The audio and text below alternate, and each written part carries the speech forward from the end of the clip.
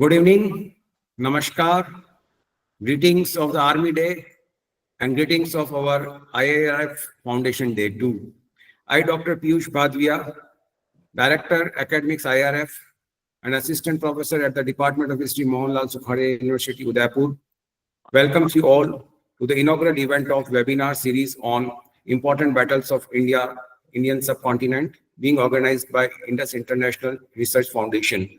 We have with us as chief guest, Shri Ravi Kumar Aiyar, member, All India Sampark Vibhag, RSS. Namaskar, sir. Guest of honor, Brigadier General Prem Singh Basnyat from Nepal. Distinguished guest, Air Marshal Anil Khosla, PVSM, AVSM, VM. Keynote speaker, Dr. Shankar Kumar from Department of History, Delhi University. Guest speakers panel, Dr. Vivek Patnagar, Dr. Shri Krishna Jugnu, Dr. Githa Badikillaya, Dr. Poonam Rana, Sonali Dasanayake, our General Secretary, Group Captain R.S. Mehta, and Session Chair, our President of IRF, Brigadier Sri Sandeep Kumar.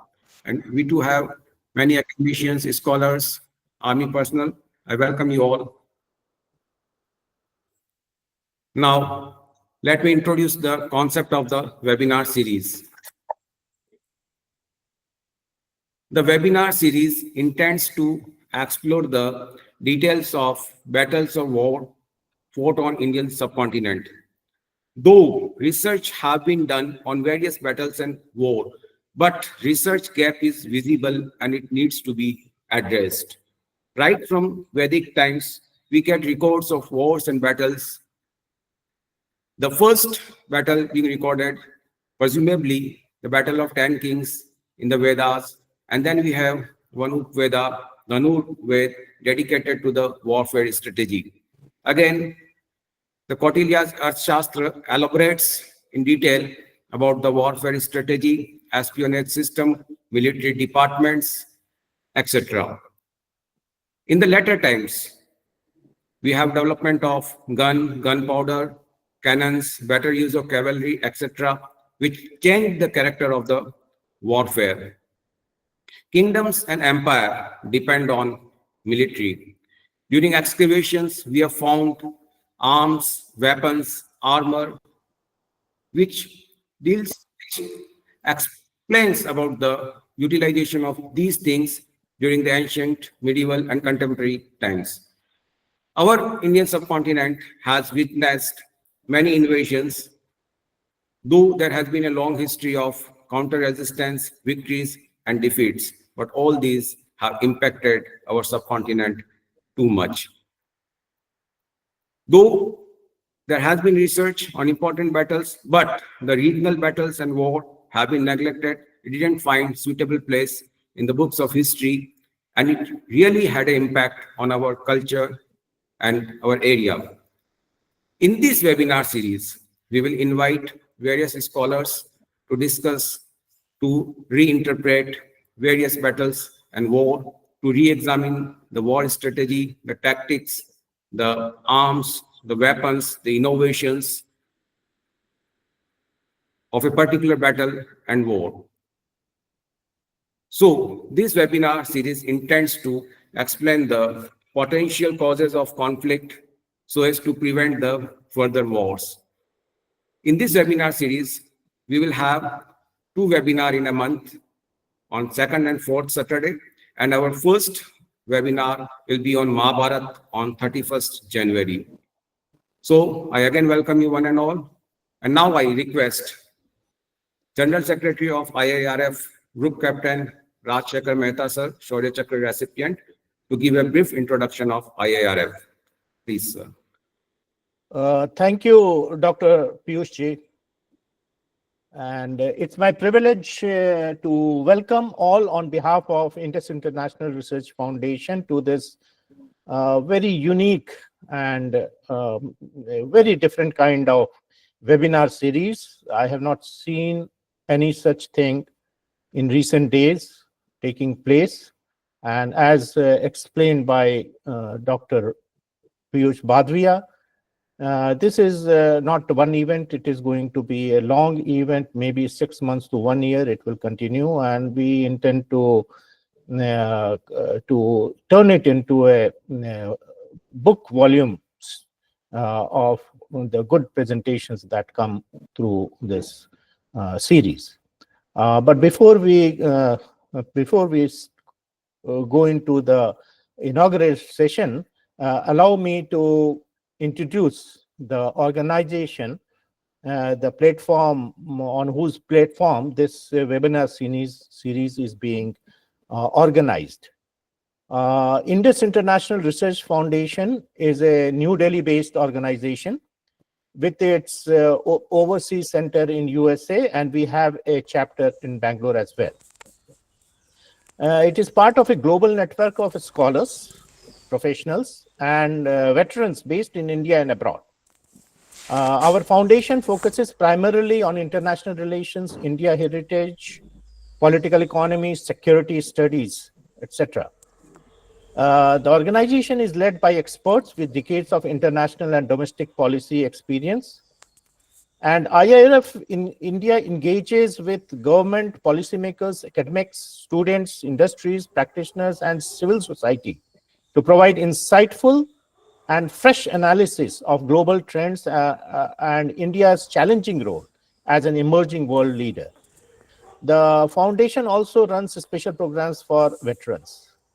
The key area in which we focus are organizing, conducting national, international seminars, conferences, media debates, discussions, high-profile interviews. We interact with academic, educational, research institutions to exchange ideas on national and international issues. We promote Indian culture, values, and its heritage. We promote art, music, literature, spirituality, and culture. We support government policies in tune with the foundation's objectives, with special reference to national security. And it has always been our endeavor to take our neighboring countries in the Indian subcontinent or South Asia along with us in our activities. And we are very glad that participants from Nepal and Sri Lanka have also joined, and we have much in common to share. And thank you very much. With this, I will hand over to Dr. Peeyush to take the proceedings further. Thank you very much. Thank you very much, sir. A brief introduction of our chief guest, Shri Ravi Kumar Aiyar. Shri Ravi Kumar Aiyar is RSS All India Sampark Vibhag member. He did his engineering from Chennai in 1970. At the age of 22, he became youngest General Secretary of Akhil Bharatiya Vidyarthi Parishad, world's largest student organization. He resigned his job as project engineer from L&T in 1975 to serve the youth of Gujarat and the tribals of Maharashtra as RSS Pracharak. Between 1982 and 2018, he was posted in Hong Kong, Bangkok, and Sydney. For 36 years, he worked extensively in 45 countries for the promotion of Hindu Swayamsevak Sangh and Seva International. He has spoken at the British Royal Society, TEDx, IIT, IIM, Lion Club, and in many universities across the world. He organized World Hindu Conference in 1988 in Singapore, Buddha Exhibition in Bangkok. Shri Ravi Kumar Aiyar has conducted over 1,000 workshops on Vedic mathematics, yoga, and Indian culture. He is author of 6 books on culture and Vedic mathematics. Important one, Yoga, Bharat's Invaluable Gift to the World, Indian Heroism in Israel, Glimpses of Hindu Genius, Ramayana Around the World, Hindu Renaissance in Indonesia, and Vedic mathematics. I request Shri Ravi Kumar Aiyar for chief guest address. Namaste to every one of you. Today, I salute all the brave hearts of the Indian Army for the excellent services they are giving. We sleep peacefully at home because the border is secured by our Indian Army. Just as we have fought many wars in India, we have also fought many wars outside India. So Peeyush told me that throw some light on some less known facts about these wars. So next page. Next page. We need a new policy for our war So new dharma for the yuddhas, because for 1,000 years we have been suffering at the hands of foreign invaders. We did not have a forward policy, so we lost in sin. The tragedy of Tarain battle, after defeating Muhammad Ghori, we let him scot-free. And after winning the 1971 war, keeping 95,000 as prisoners of war, Pakistan was ready to concede to any land that we may ask for. POK, they are ready to give us, but we did not negotiate properly. So we need a new way of fighting the wars. Next page. Why the wars take place, and India has always stood for war for the sake of peace. But the other reasons for wars are, first is, one reason is women. We know Helen of Troy, Ramayana and Mahabharata. We had Helen, Sita Devi and Draupadi at the center. Then second reason why India was attacked again and again was wealth. Sone ki chidiya, they used to say. Now we have to become Sone ka share. In that, then when Alexander, seeing the wealth of India, was invading India, on the way he met the Syrian forces. The Syrian forces told them that 500 years before your attempt, one Syrian lady tried to attack India, and we had a horrible defeat, one of the worst defeats in the annals of mankind, in the world history. So better be careful, don't attack India. Still he came to India, and therefore we have a new proverb, जो जीता वही चंद्रगुप्त और चाणक्य, जो दुम दबा के भागा वही सिकंदर और Seleucus Nicator. Then the third reason is land, and a Buddhist country, Mongolia, produced one of the greatest war generals, that is called Genghis Khan. People wrongly call him as Genghis Khan, but Kwan, Kwan is a Mongol word, and he was a Buddhist who had the highest number of, largest continuous land he was able to conquer. That is 9,090 lakhs of square miles he was able to win. The fourth reason for war is religion. You see, the Christians had for 200 years, 300 years, they were trying to regain Jerusalem from the Muslims. So it's called crusades. Next page.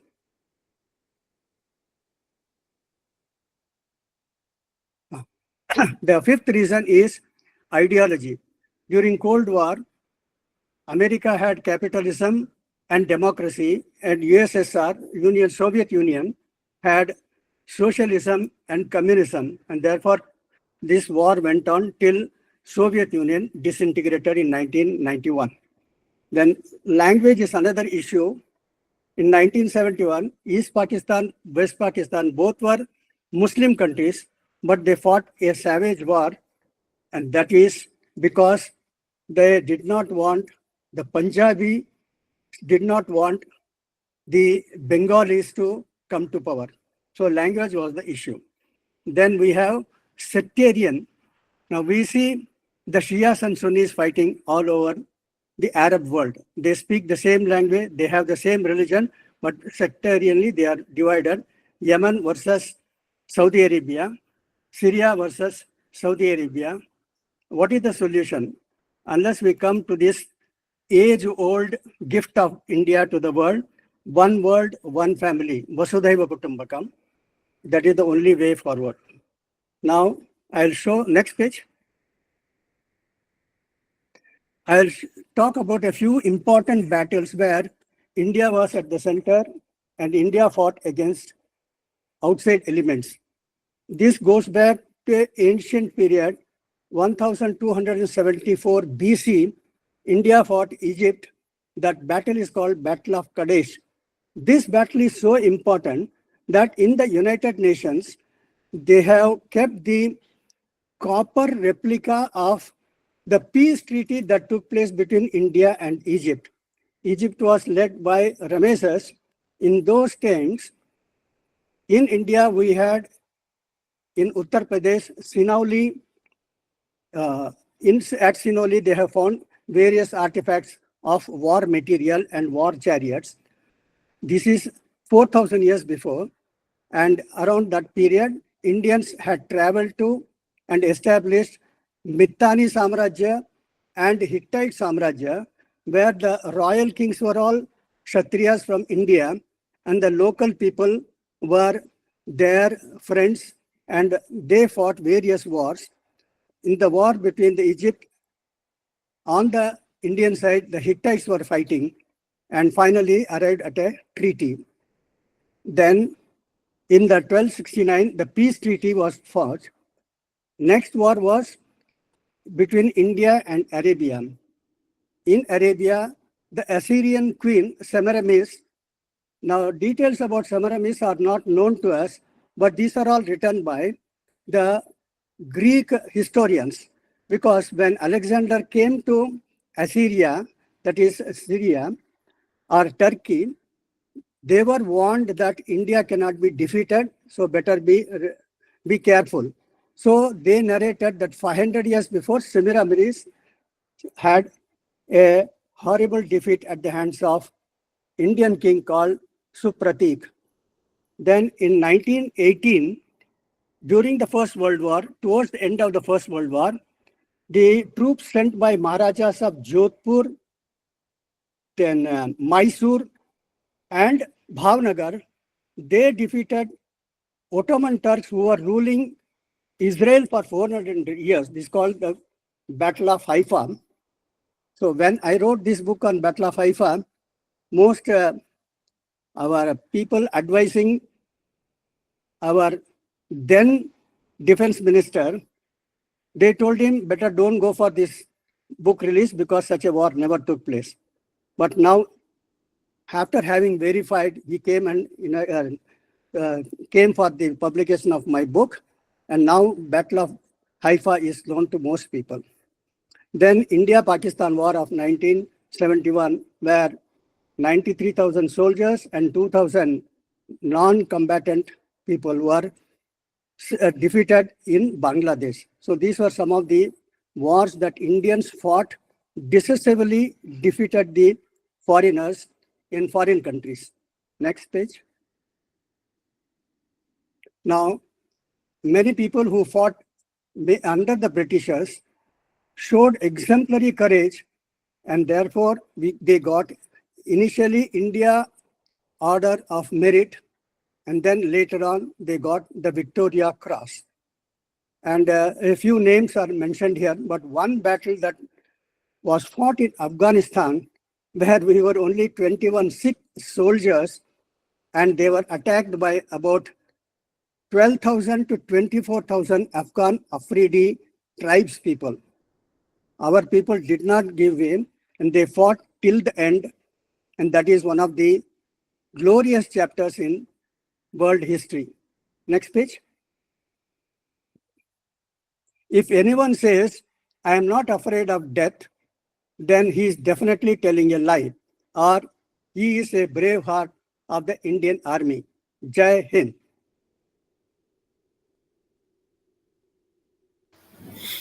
Thank you very much, sir.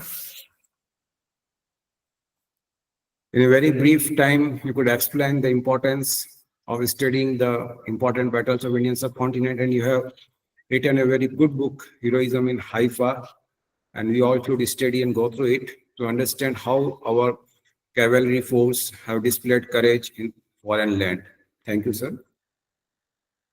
Now, I must introduce, do we have Brigadier General P.S. Basnyat?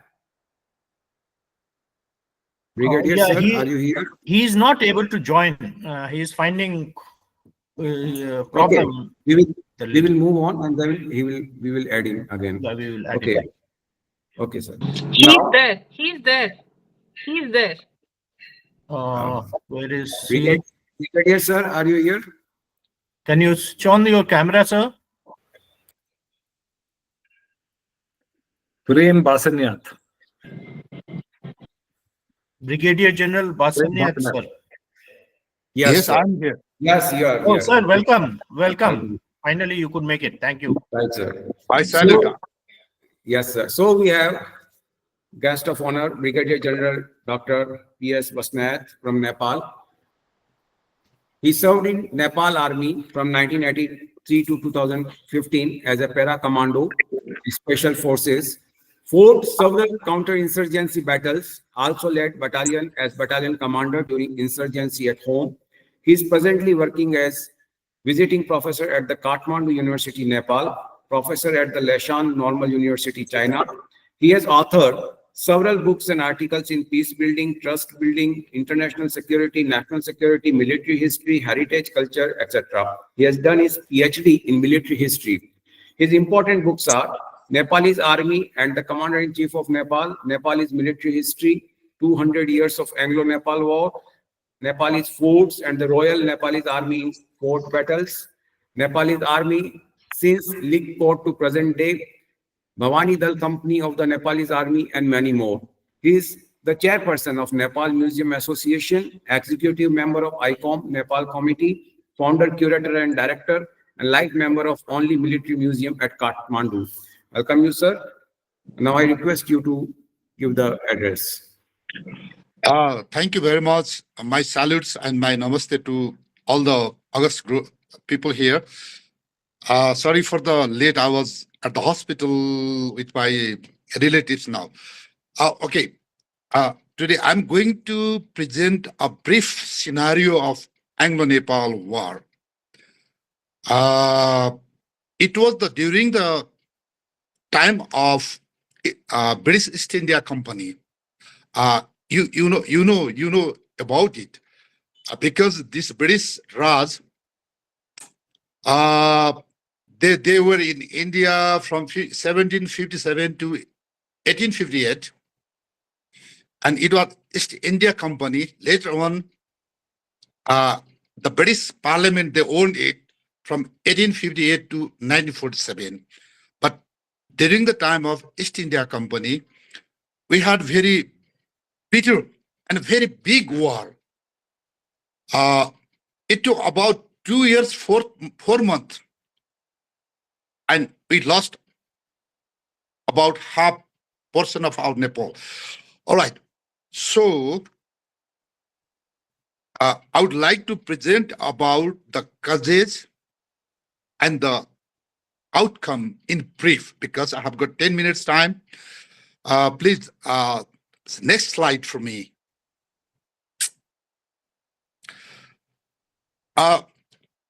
It was 2 years and 4 months. I already spoke about it. And the next slide, please.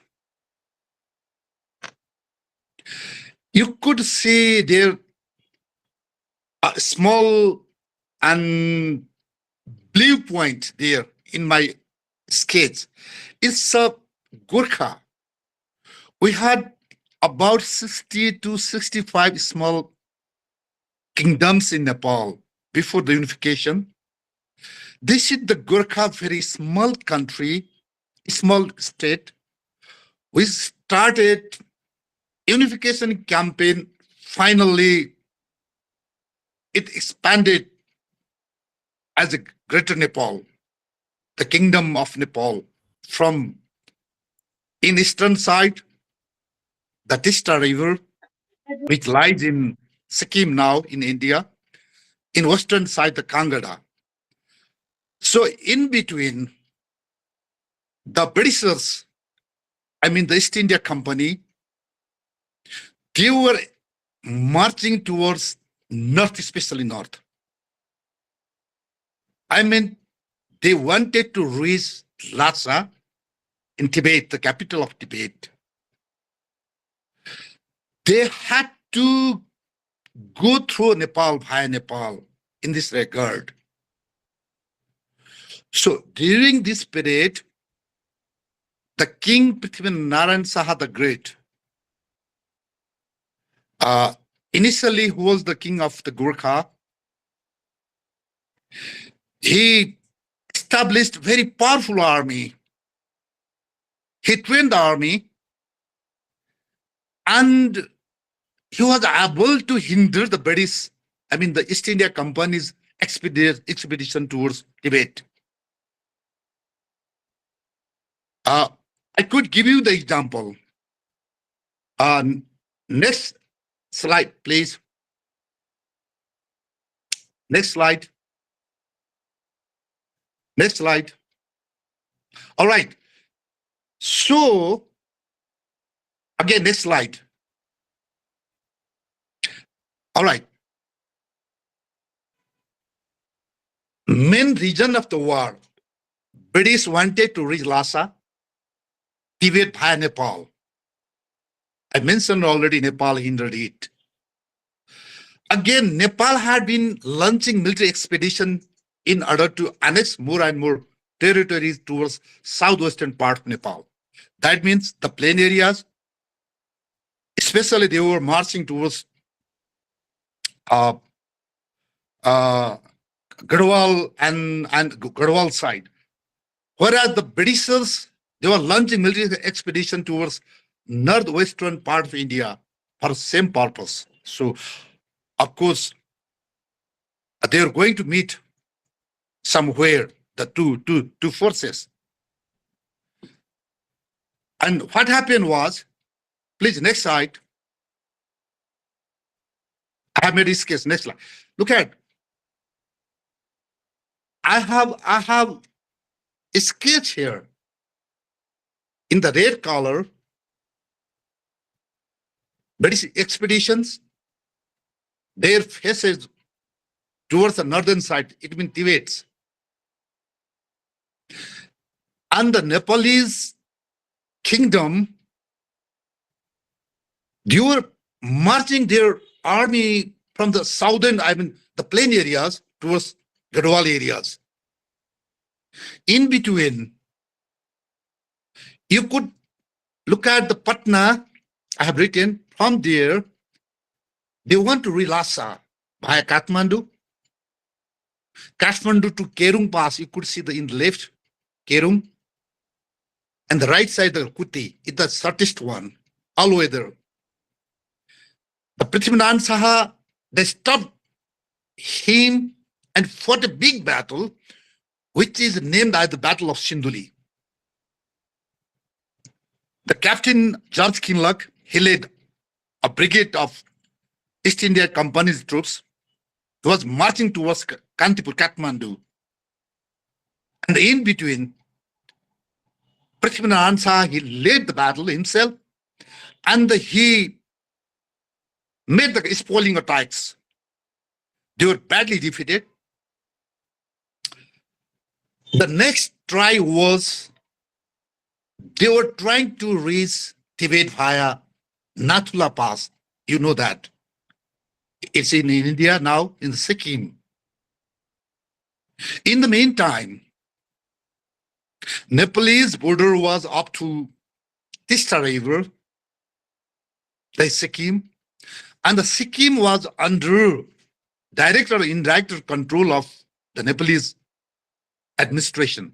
So, the Britishers were not allowed to go to Tibet via Nathula Pass too. Again, they tried later on via, you could say, Makali River. We say Mahakali River. You could say the Mahakali River in red color and in pink color. There is a Lipu Lake Pass. It is the shortest route to reach Mansarovar, Kailash Parbat and Tibet. They tried from there too. The Nepal already occupied this area too. After a few years, again, they tried from Kumaon, Johar Valley. You know, if you Google the Johar Valley, it is a beautiful pass to reach the Tibet. So, Kumaon also, it was under the Gurkhalis or Nepalese. So, in this regard, the East India Company, they were highly, to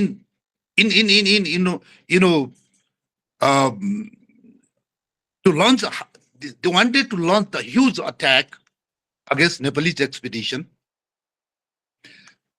Finally, the Kajis were ripened, and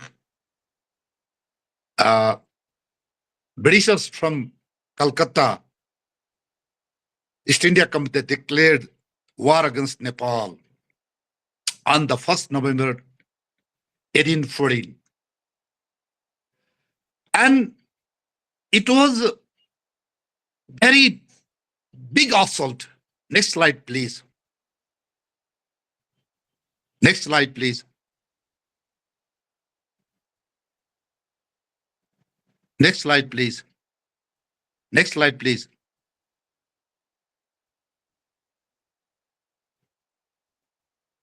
Scales of British offensive, please.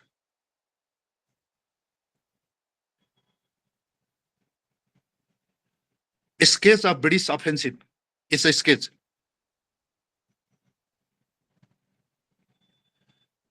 All right. Scales of British offensive. Other reason of Anglo-Nepal War after that. All right. So the Britishers launched attack from Tista River to the Satluj River. I mentioned in my sketch. Could you please give me the sketch?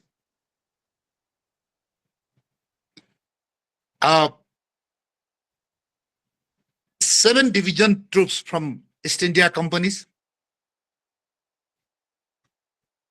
They launched from the eastern sector near the present India, Sikkim, led by Captain B. Later of Brigade. Then next was from Major General Marley. It is close by to Kathmandu. Major General Wood, he came through via Gorakhpur. And Colonel Carpenter and many more, they came via Nahan, correction, not Kumau, Almora. Major General Gillespie, the very popular battle of Nalapani. Major Martindale, the Nahan, Sirmore, and Major General Aktuloni from Satluj areas. So we had very scattered defensive position at that time, very impromptu defensive position. So, however, we had almost 2.5 years war. We could not get any support from neither from China or Indian states. We tried to get support, but we didn't. Finally, we lost this war. And this war was like an asymmetric war for Nepalese army because we were not ready to fight against the Britishers. So finally we had treaty called, please next slide, you don't have this slide, right? Now we got the Treaty of Sugauli and remained almost half portion of the, at that time, Nepal.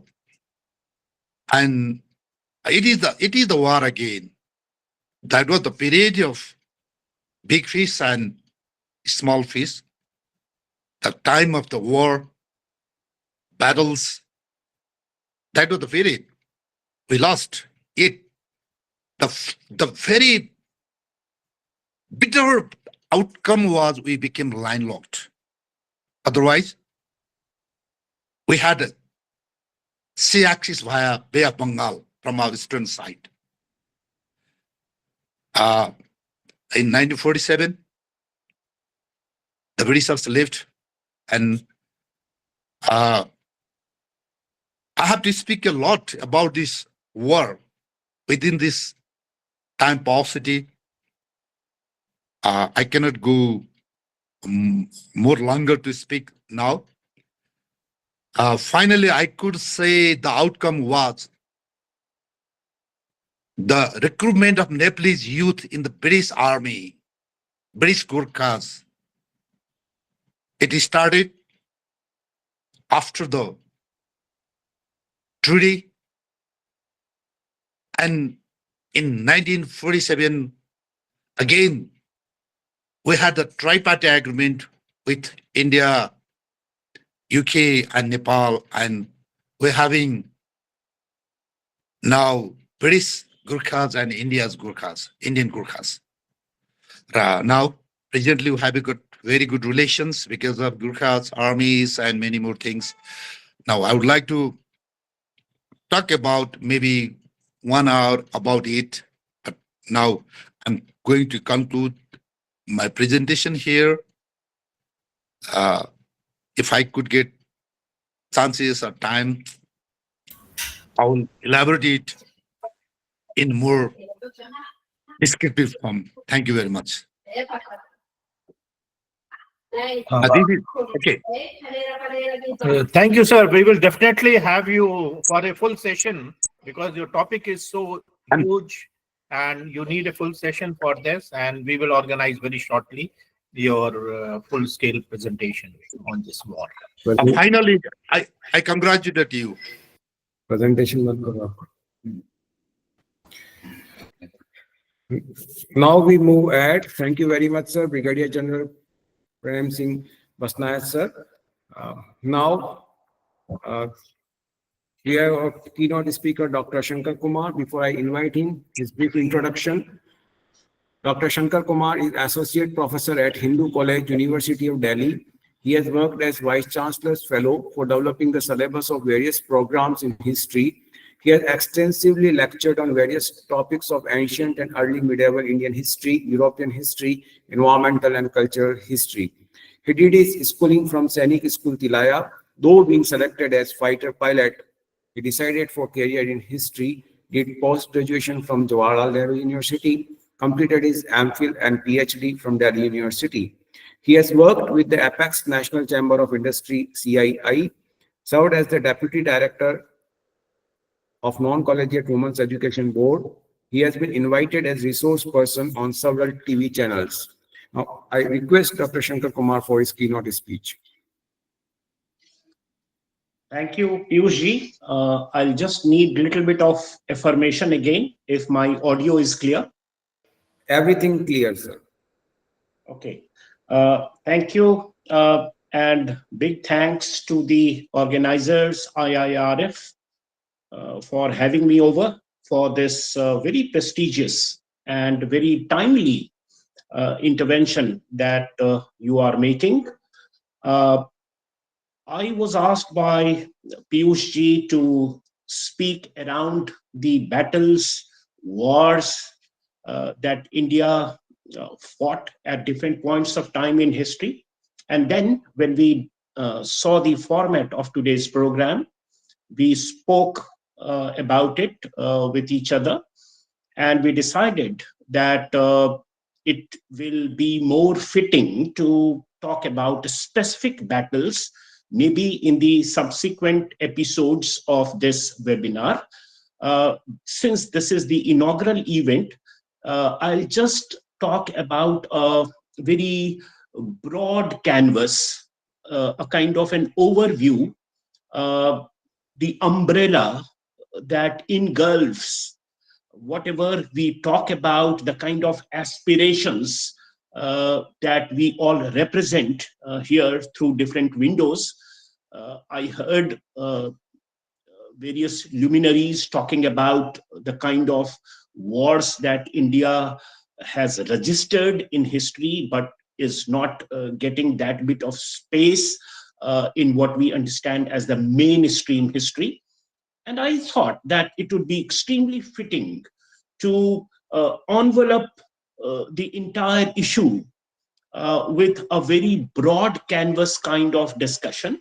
And therefore, my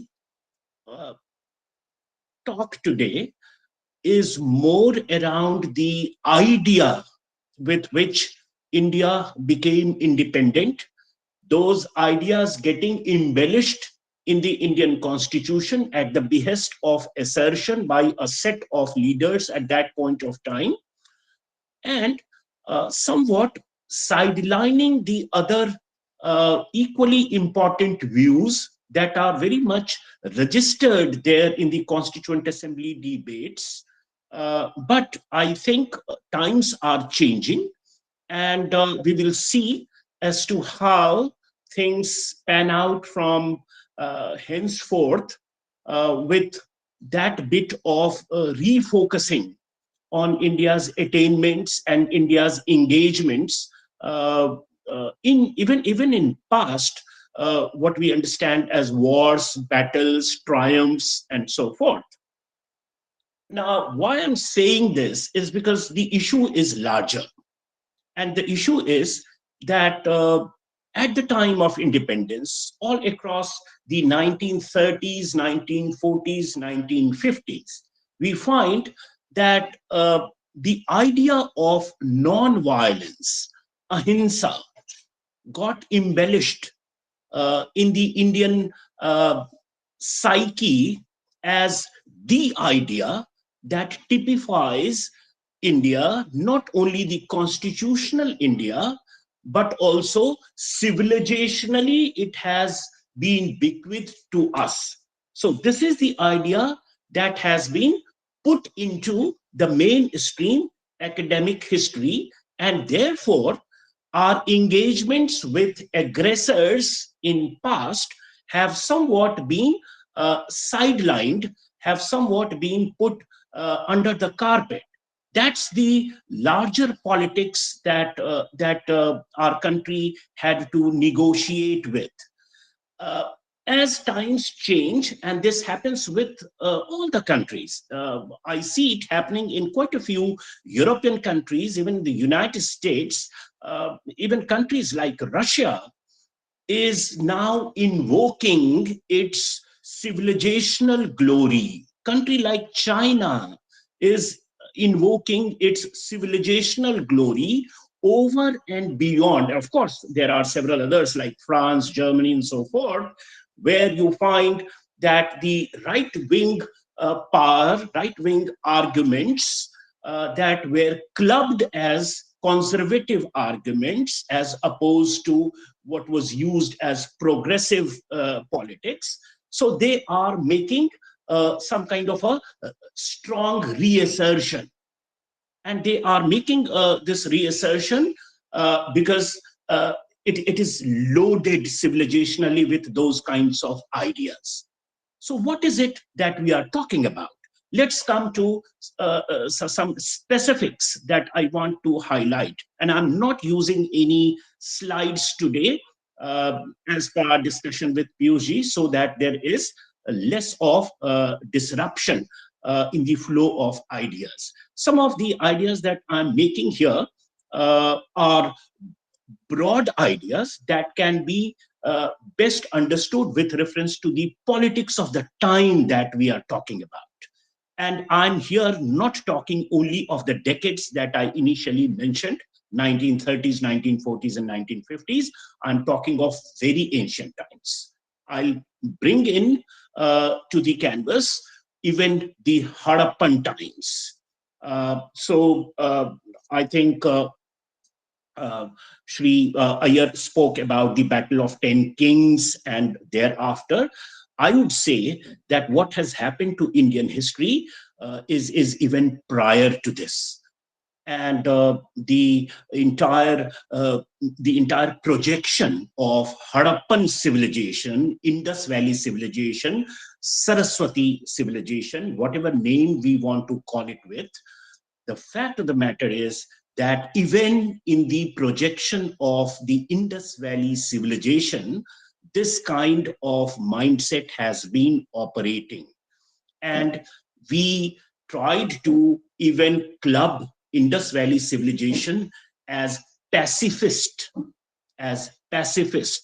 There is no written record which has satisfactorily been deciphered from the Indus Valley civilization, and yet these labelings are happening. Why it is happening? because we have to civilizationally present India as pacifist, as anti-war, as as champions of ahimsa, right? So it is that element which I would demonstrate that it's a selective reading on the basis of which such projections are being done. So what happens to the Indus Valley civilization in the historiographical projections is that Indus Valley civilization leaves for us very few artifacts, uh, mostly stone artifacts, and there are not many bronze or copper weapons that we discover from Indus Valley civilization. And therefore, it is argued that even during the times of Bronze Age civilization, we or the inhabitants of this land were pacifist.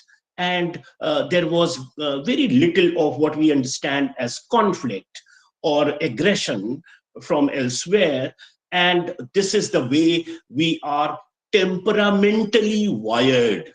We, the population here in India, historically are temperamentally are wired in a very pacifist way, and ahimsa is something that we temperamentally like. So this is the projection that is given to what little bit of absence of stone or copper artifacts that can be labeled as weapons of warfare. What is overlooked there is, and that's very evident in the new archaeological findings and sites that are being discovered, that even in some, now, what is generally understood of Indus Valley civilization, that there is Indus River and there are habitations in close proximity to the river. And that's how this agrarian civilization was. Of course, its maritime contact is highlighted, but the settlement pattern of Harappa or Harappan civilization or Indus Valley civilization is largely projected as a river valley civilization. Whereas the fact of the matter is that if you look at the settlement pattern of Harappan sites, you will find several sites that are located in very inaccessible areas, in very inhospitable areas. Now, in Bronze Age period, if you have Harappan sites at places what today we understand as the Run of Kutch, right, where the underground water at that point of time perhaps was not even sweet, and yet you have a Harappan civilization. There are several sites where fort-like structures are have been unearthed. Now, fort-like, why do I say fort-like structures? Because its entry is very restricted.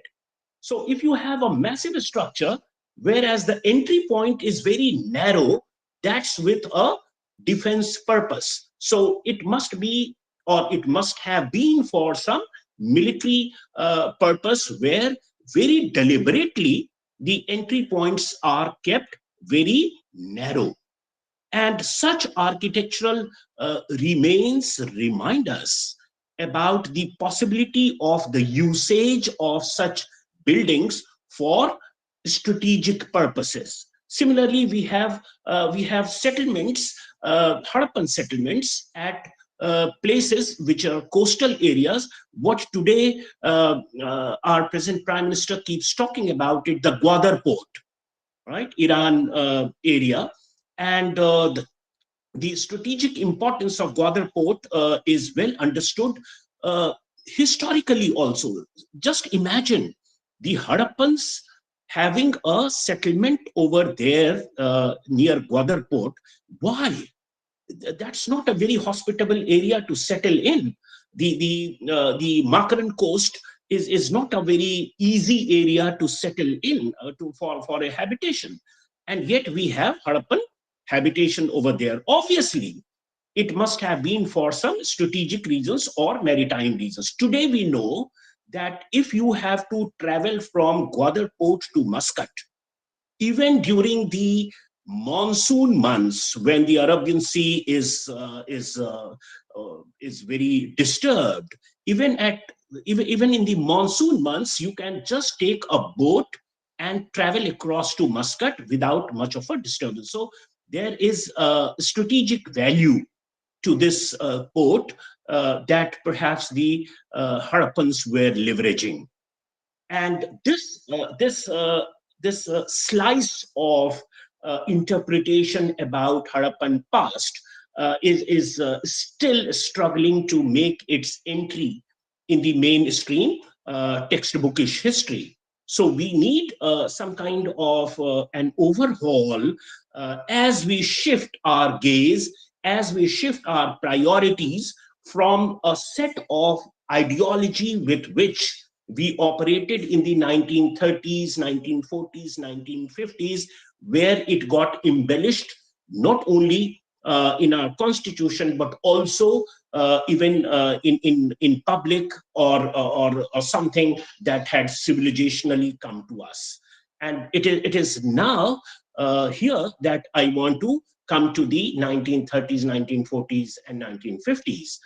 So what is happening here is July 1947 is the time when Nehru introduced the national flag to the Constituent Assembly of India, and some months later, even the national emblem, the Sarnath lion pillar, that was also introduced to the Constituent Assembly, and so many interpretations followed from it.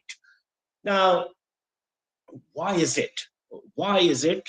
Or let's put aside the colors used in the Indian national flag.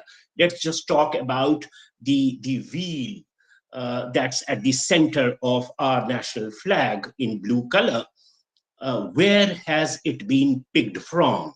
Now, interpretations vary. If you look at the documents, some are identifying this with sun, some are identifying this with time, the cyclic notion of time with which Hindu society operated, that is Satyug, Treta Yug, Dwapar Yug, and Kali Yug, and back to Satyug. So that cyclical notion of time. People talk about several other interpretations that might follow from this visual representation of a chakra. Whereas for Nehru, it is coming directly and decisively from the Buddhist background, Dharam Chakra Pravartan, which also happens to be the insignia of the Lok Sabha, right? So he is clear about this, that this is a borrow from the Buddhist tradition and the Mauryans, or the king Ashok. Now, we all know that Ashok got converted to Buddhism, and there is a pacifist policy that he followed. If you look at the writings of nationalist historians in the 1920s, 1930s, 1940s, Mauryan polity is debated around this theme of aggression and pacifism. Nationalist scholars even regard Ashok as being responsible for the decline of the Mauryas, the mighty Mauryas, because Ashok embarked on the policy of Dhamma Vijay instead of Ran Vijay. And thereafter, in the 1950s, 1960s, 1970s, you have a barrage of Marxist historians who challenged this, who wanted to rescue Ashok from being responsible for decline of Harappan, for decline of the Mauryan empire, and they argued that it is a very well thought, very opportune kind of policy that he's resorting to, and he's not anti-war. He has not forsaken war completely, because there is one warning that he's giving to Atavikas, the forest dwellers, and so forth. So there is a very labored kind of argument that you get to see in order to rescue Ashok from the onus of the decline of the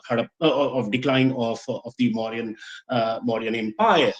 So this symbol, the power of symbol in independent India, borrowed from the Sarnath lion capital, the chakra, which is embellished as part of national emblem. It is all carrying the baggage of that ahimsa, that deliberate distancing from anything which leads to war, conflict, and so forth. And it is glorified. It is glorified as part of national reconstruction. Gandhi's ideas, which is starkly different from that of Nehru. Because Gandhi is more into assimilation of different religious traditions. And on that, he grafts the idea of love for humanity and of course, ahimsa, non-violence, and so forth.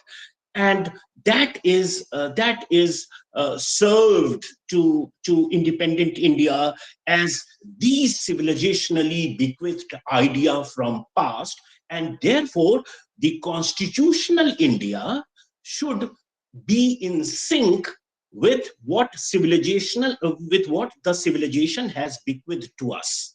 So this is the grand scheme of things within which most of the histories, textbook histories were written, most of the researches were carried out, and this narrative got traction for several decades, till in the recent times some kind of a disquiet or unease is being detected in this kind of a narrative, because there were several other voices that couldn't quite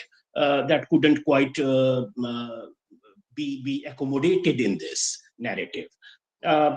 Also, I would just like to mention here that there are some historical instances, and that's completely a chance factor, that it was in the first decade of the 20th century that Kautilya's Arthashastra was almost rediscovered, translated, and became known to us. Also, Ashok was identified as the same person who is the writer of Ashokan inscriptions, the same Ashok who was otherwise mentioned in Buddhist sources. And in his own inscription, he doesn't name himself as Ashok, he calls himself Devanam Piyadasi Raja.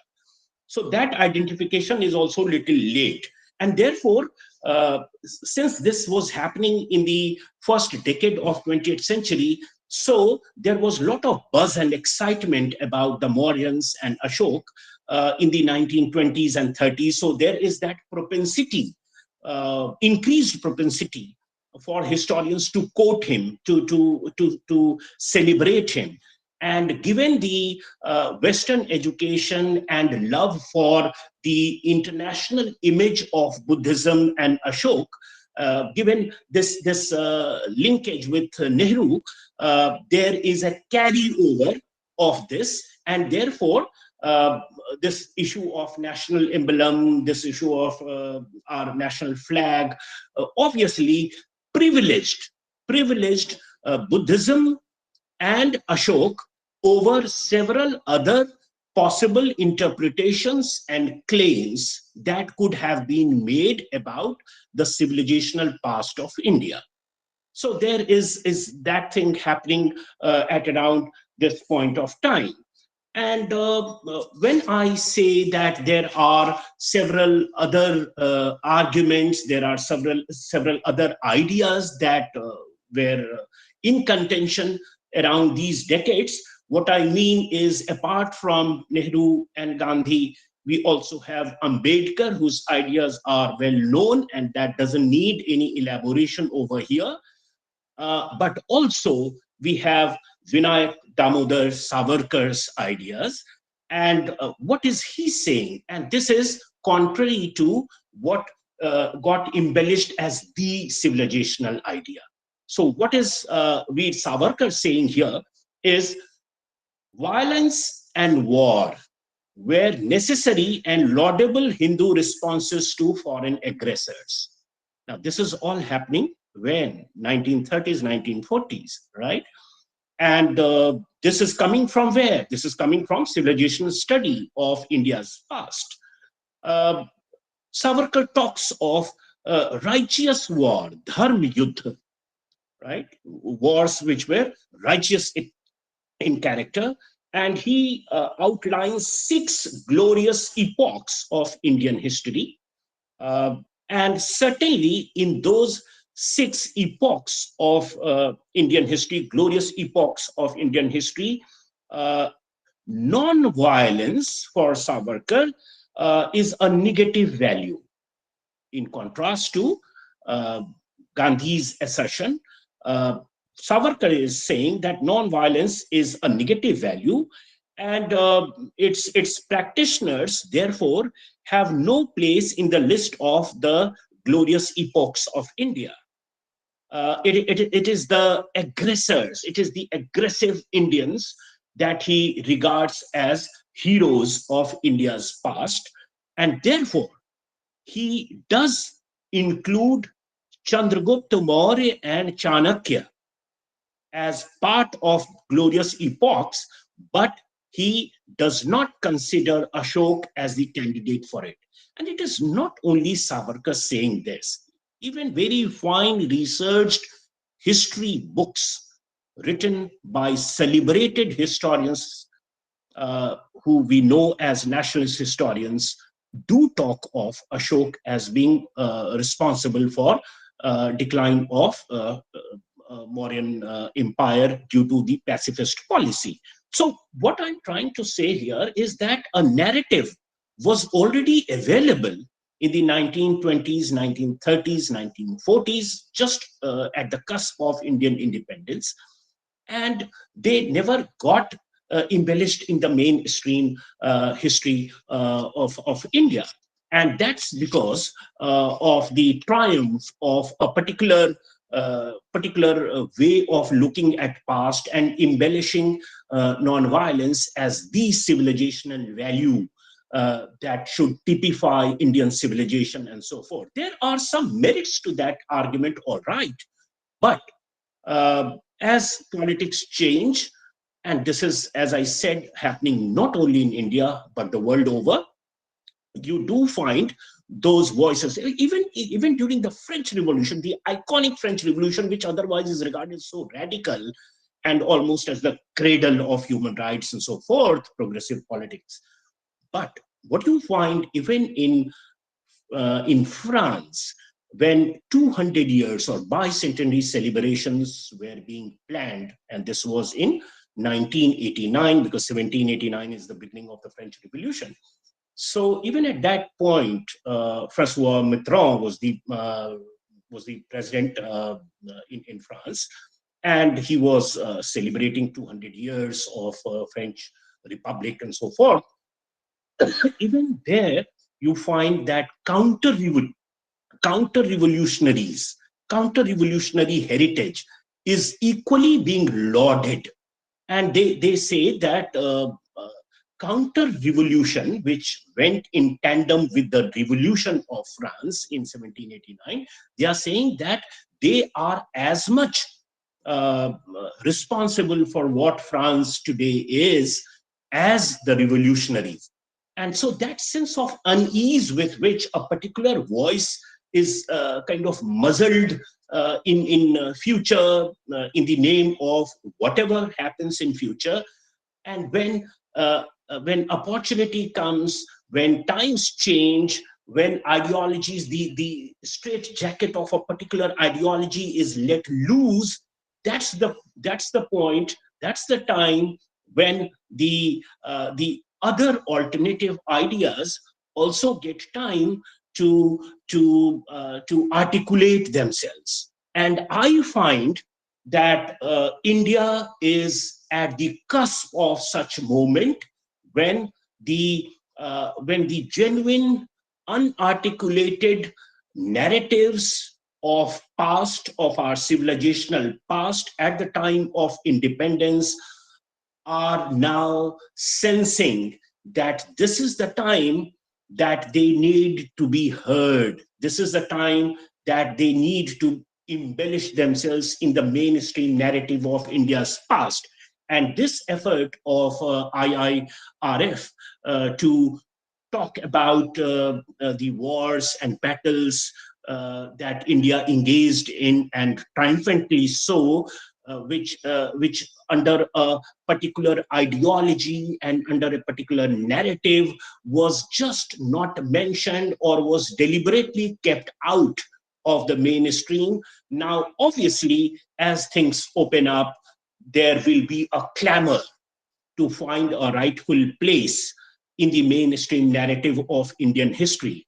And I thought that this big picture needs to be spoken about before we embark on these specific episodes that other presenters here have so brilliantly highlighted. So in episodic ways, through different events, we can zero down to specific wars and talk about it. But as the inaugural event, I thought it proper to talk about the big canvas under which these efforts, laudable efforts, can be fitted in a very impressive way. Thank you all for giving me a patient listen, and I would be grateful, and I'll try to answer in case there are some questions. Thank you.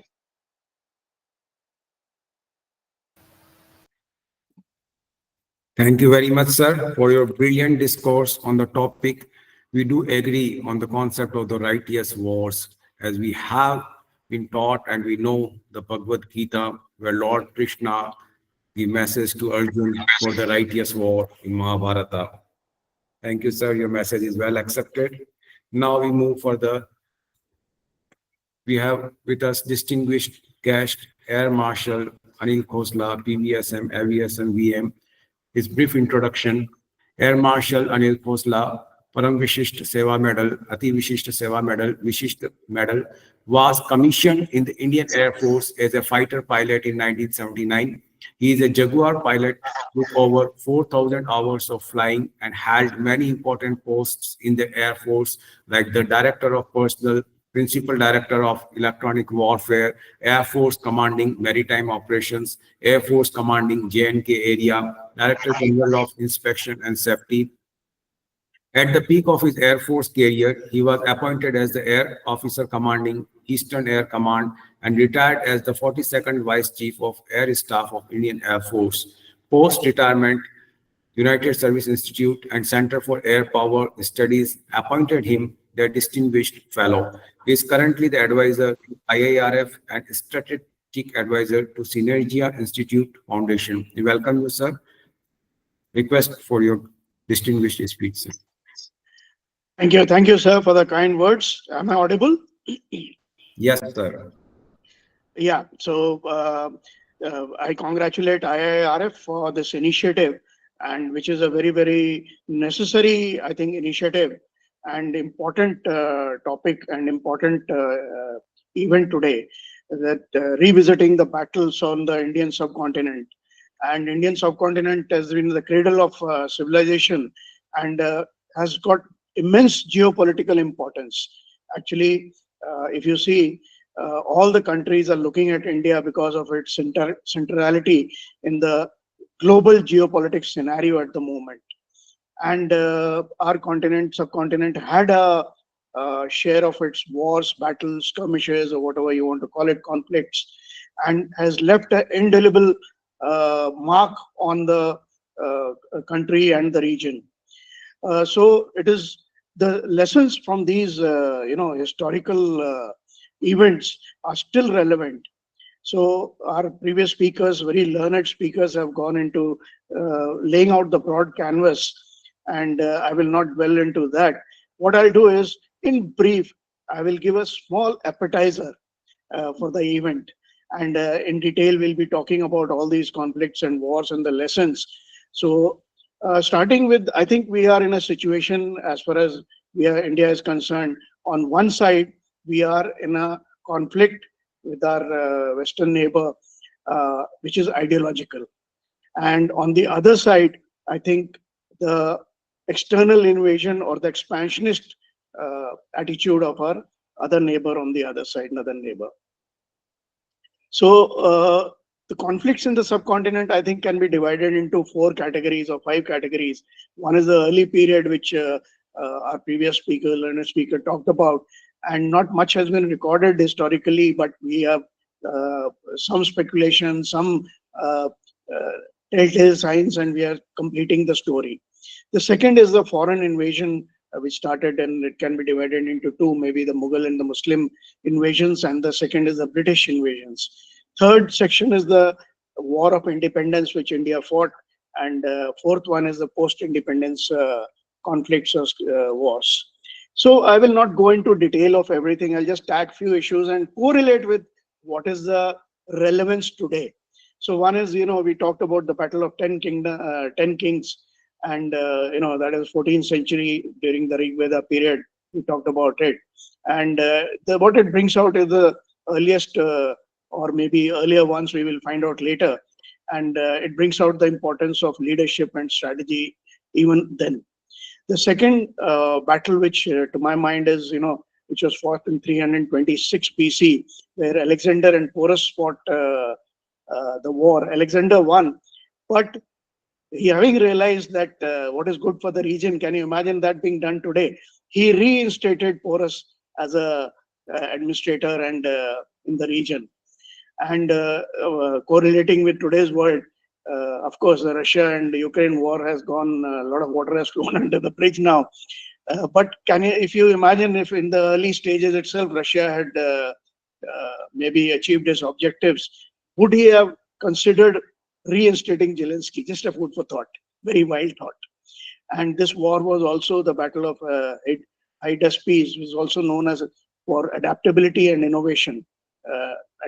This thing. The next is Kalinga War, 261 BC, and it was the bloodiest conflict in the history, where Mauryan, Ashoka, and Kalinga state fought, and it was so. The results were so.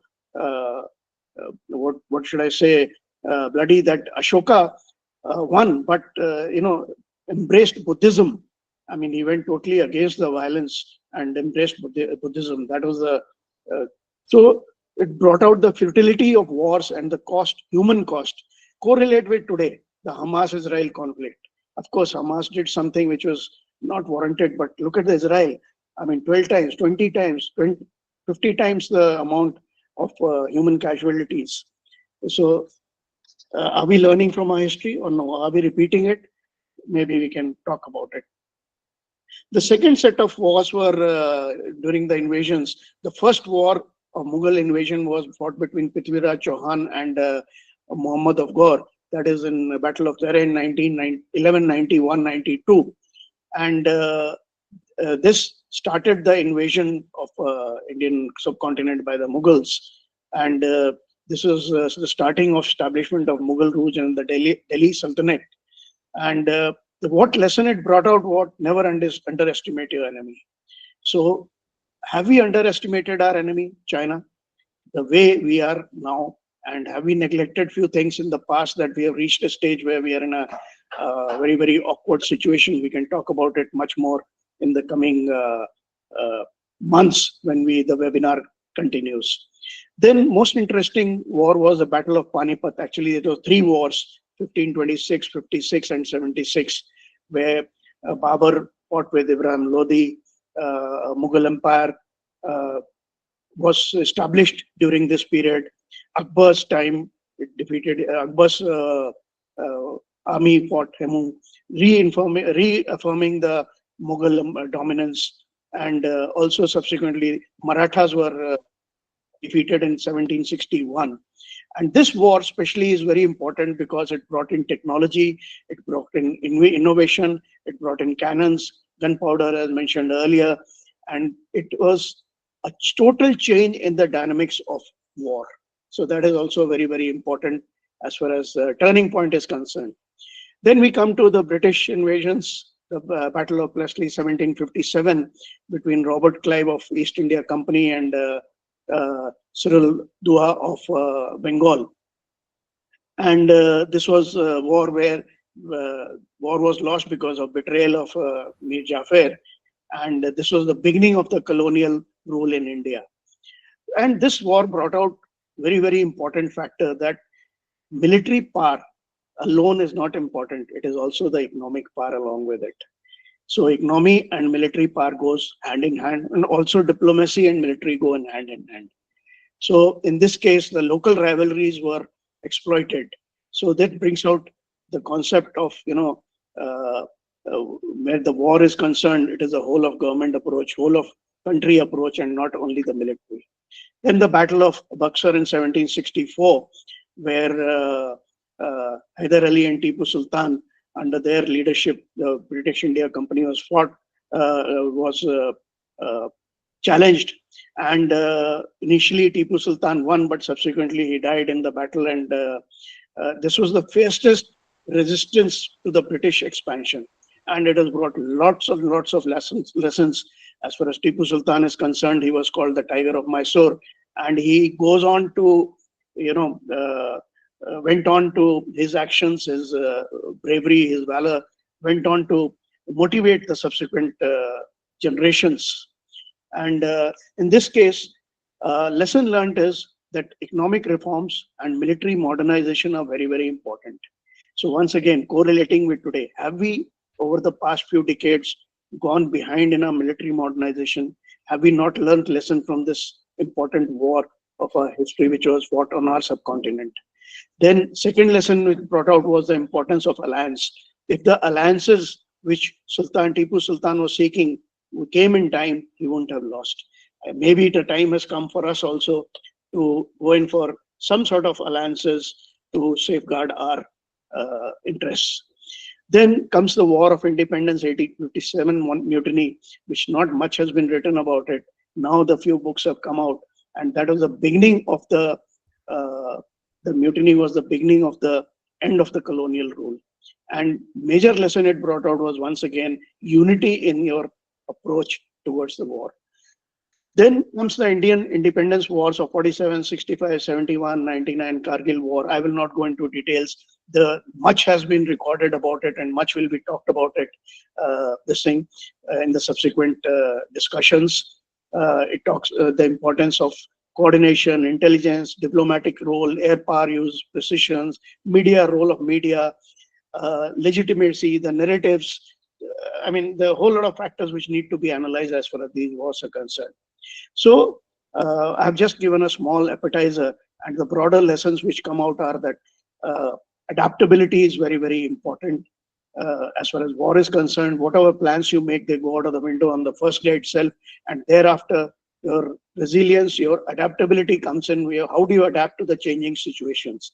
And I once again reiterate, economy, military, diplomacy, all three have to go hand in glove together to be successful. Leadership is very, very important. So is the decision making. Technology is very, very important. Today's wars, the technology advancement has gone, multifold as compared to the earlier wars. Then comes the human factors. Whether technology, whatever technology you gain, the human factors remain. Morale, training, doctrine, strategy, tactics, experience. I mean, you cannot deny those. So I have given a small brief appetizer, and I congratulate IIRF for this initiative. I think it will be a very, very useful discussions as far as these wars are concerned, and we draw out historical lessons from this and correlate with our present situation. And I think end of it, I think IIRF should produce a document which should be very, very comprehensive and useful as far as Indian military and Indian approach is concerned. Not only military, I would say Indian approach is concerned to these prevailing situations. And as another appetizer, after the event is over, I will submit my first small paper on these small brief wars and the lessons and the relevance today. Thank you very much. Thank you very much, sir. In a brief time, you could provide a glimpse of the war history of India and the lessons learned. Thank you very much. Now, moving on to our next speaker, Dr. Vivek Bhatnagar. About Dr. Vivek Bhatnagar, he is presently working as Research Director at Pratap Gaurav Kendra Udaipur and Honorary Research Director at Center for Civilizational Studies, New Delhi. As a journalist, he has worked as sub-editor in Hindu, research editor, rural editor, international agency editor in Rajasthan Patrika. He has received prestigious Mahadevi Award and National Award for Best Special Coverage for Mandal 2. I request Vivek sir for his speech. नमस्कार सभी को। शायद मैं हिंदी में बोलना पसंद करता हूँ, इसलिए हिंदी में बोलूंगा। बिल्कुल सर, बिल्कुल सर, बिल्कुल सर, जरूर। English is not taboo for me. मुझे अंग्रेजी में बोलने में कोई समस्या नहीं है, लेकिन मैं सामान्य तौर पर हिंदी में बोलता हूँ, इसलिए हिंदी में बोलूंगा। मातृभाषा भी है और राष्ट्रभाषा भी है हमारी, इसलिए। और युद्ध की बात करें और भारतीय युद्धों की बात करें तो हम लोग ऐतिहासिक तौर पर हम लोग जब इसका अध्ययन करेंगे तो ऋग्वेद में एक बहुत सुंदर शब्द आता है, संग्राम। युद्धों का आरंभ जब हम करते हैं तो शायद युद्ध के लिए सबसे प्रारंभिक रूप से प्रयोग किया गया शब्द है संग्राम। लेकिन संग्राम युद्ध के लिए प्रयोग नहीं किया। संग्राम युद्ध प्रयोग किया गया किन्हीं भी विवादों के निस्तारण के लिए दो गांवों के बीच बैठ करके चर्चा होती, तो संग्राम।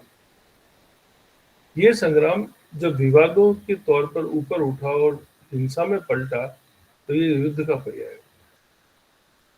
भारतीय परंपरा में सबसे पहला नियम है चर्चा। कृष्ण ने युद्ध से पहले कहा कि पहले एक बार वार्ता कर ली जाए, उसके बाद युद्ध किया जाए। इसलिए भारतीय परंपराओं में वार्ताओं का बड़ा प्रबल प्रभाव रहा। और war strategy is a technical term जो कि मॉडर्न साइंसेस में प्रोड्यूस हुआ, खास करके साइकोलॉजिकल वॉर के लिए प्रोड्यूस हुआ। उस शब्द का सही मायने में प्रयोग जो है भारतीयों ने किया है, बरसों किया है। तो युद्धों की एक श्रृंखला भारत ने देखी है। शायद दुनिया में इस प्रकार की युद्धों की श्रृंखला किसी देश में देखने को नहीं। कारण ये है कि हम लोगों ने 5000 साल तक विश्व को आर्थिक दृष्टि से आलोकित किया, आर्थिक दृष्टि से आलोकित किया। हम लोगों ने किसी को लूटा नहीं चाहता। हम लोगों ने किसी के ऊपर आर्थिक करभार अध्यारोपित नहीं किए, किसी से जबरन धन नहीं वसूला, अनैतिक व्यवसाय नहीं किया, व्यापार नहीं किया, कुछ भी अनैतिक। हम लोगों ने अपने उत्पादों में स्वयं का विश्वास पैदा किया और पूरी दुनिया पर आर्थिक रूप से राज किया। ऐसे में हम लोगों ने कभी आशा ही नहीं की कि हम युद्ध से विश्व को जीते, क्योंकि हमने आर्थिक रूप से विश्व को जीता। हमारा विषय ही नहीं रहा युद्ध को जीतना, युद्ध से किसी को जीतना।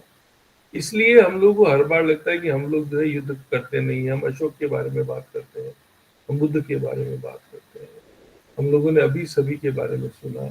प्रारंभ में श्री रवि कुमार जी भाई साहब ने जो विषय रखे उनमें दशरथ युद्ध से लगा करके हाइफा तक सारे युद्धों को उन्होंने चित्रित किया। यहाँ तक कि उन्होंने बोगाजकोई इंस्क्रिप्शन के आधार पर, बोगाजकोई के अभिलेख के आधार पर जो इजिप्शियन और जो अनातोलिया के लोगों के बीच में एक संधि होती है युद्ध के बाद, उसका भी वर्णन किया। जो भारतीय व्याप की परिचायक थी और युद्ध का क्या परिणाम होता है उसका परिचायक थी। इन सभी विषयों को लेकर के जब हम युद्धों की बात करें और युद्धों को साथ में लेकर के चले, सबसे पहला विषय है कि युद्ध के बारे में तकनीकी तौर पर धर्म को युद्ध बना देने का बात जो है वो बुद्ध ने करी। आदर्शवाद के नाम पर बुद्ध को बदल देने का काम प्रथम शताब्दी ईसा पूर्व से लगा करके प्रथम शताब्दी ईस्वी के बीच में हुआ। टेक्निकली टर्मिनोलॉजी ले तो यूरोपियन टाइम पीरियड सिस्टम, हम लोग उसको पीछे आगे करते रहते हैं, हमारा विषय अलग है, क्योंकि हम लोग यूरोपियन टाइम पीरियड सिस्टम को सत्य नहीं मानते। अब दूसरा विषय ये है कि युद्धों को लेकर के राष्ट्रवादी सोच और अराष्ट्रवादी सोच, कुछ समय पहले हमारे यहाँ पर ये विषय भी उठाया गया। तो युद्धों को लेकर के कोई अराष्ट्रवादी सोच हो ही नहीं सकती, राष्ट्रवादी सोच ही होगी। राष्ट्र के निर्माण के लिए युद्ध किए जाते हैं और राष्ट्र को विकास के लिए युद्ध होता है। युद्ध विकास का परिचय है कि विनाश का परिचय है। जब जब विनाश होता है तो युद्ध होता है। इसका सबसे सुंदर उदाहरण है प्रथम विश्व युद्ध और द्वितीय विश्व युद्ध। दोनों ही समय में आर्थिक रूप से दुनिया को नीचे ले आया था ब्रिटेन, इसलिए वैश्विक युद्ध हुआ। 1929 की मंदी ने 1939 के युद्ध को प्रेरित किया। ये विनाश का परिचायक है, लेकिन पहले विनाश आता है, तब युद्ध होता है और फिर विकास आता है। इसको कोई अध्ययन में नहीं रखते हैं। हम लोग सभी लोग बात करते हैं युद्ध हुआ और युद्ध के बाद में ऐसे परिणाम निकले, इतने लोग मर गए, इतने लोग नहीं। अशोक के कलिंग युद्ध का कारण क्या है, उसको हमको अध्ययन करना चाहिए।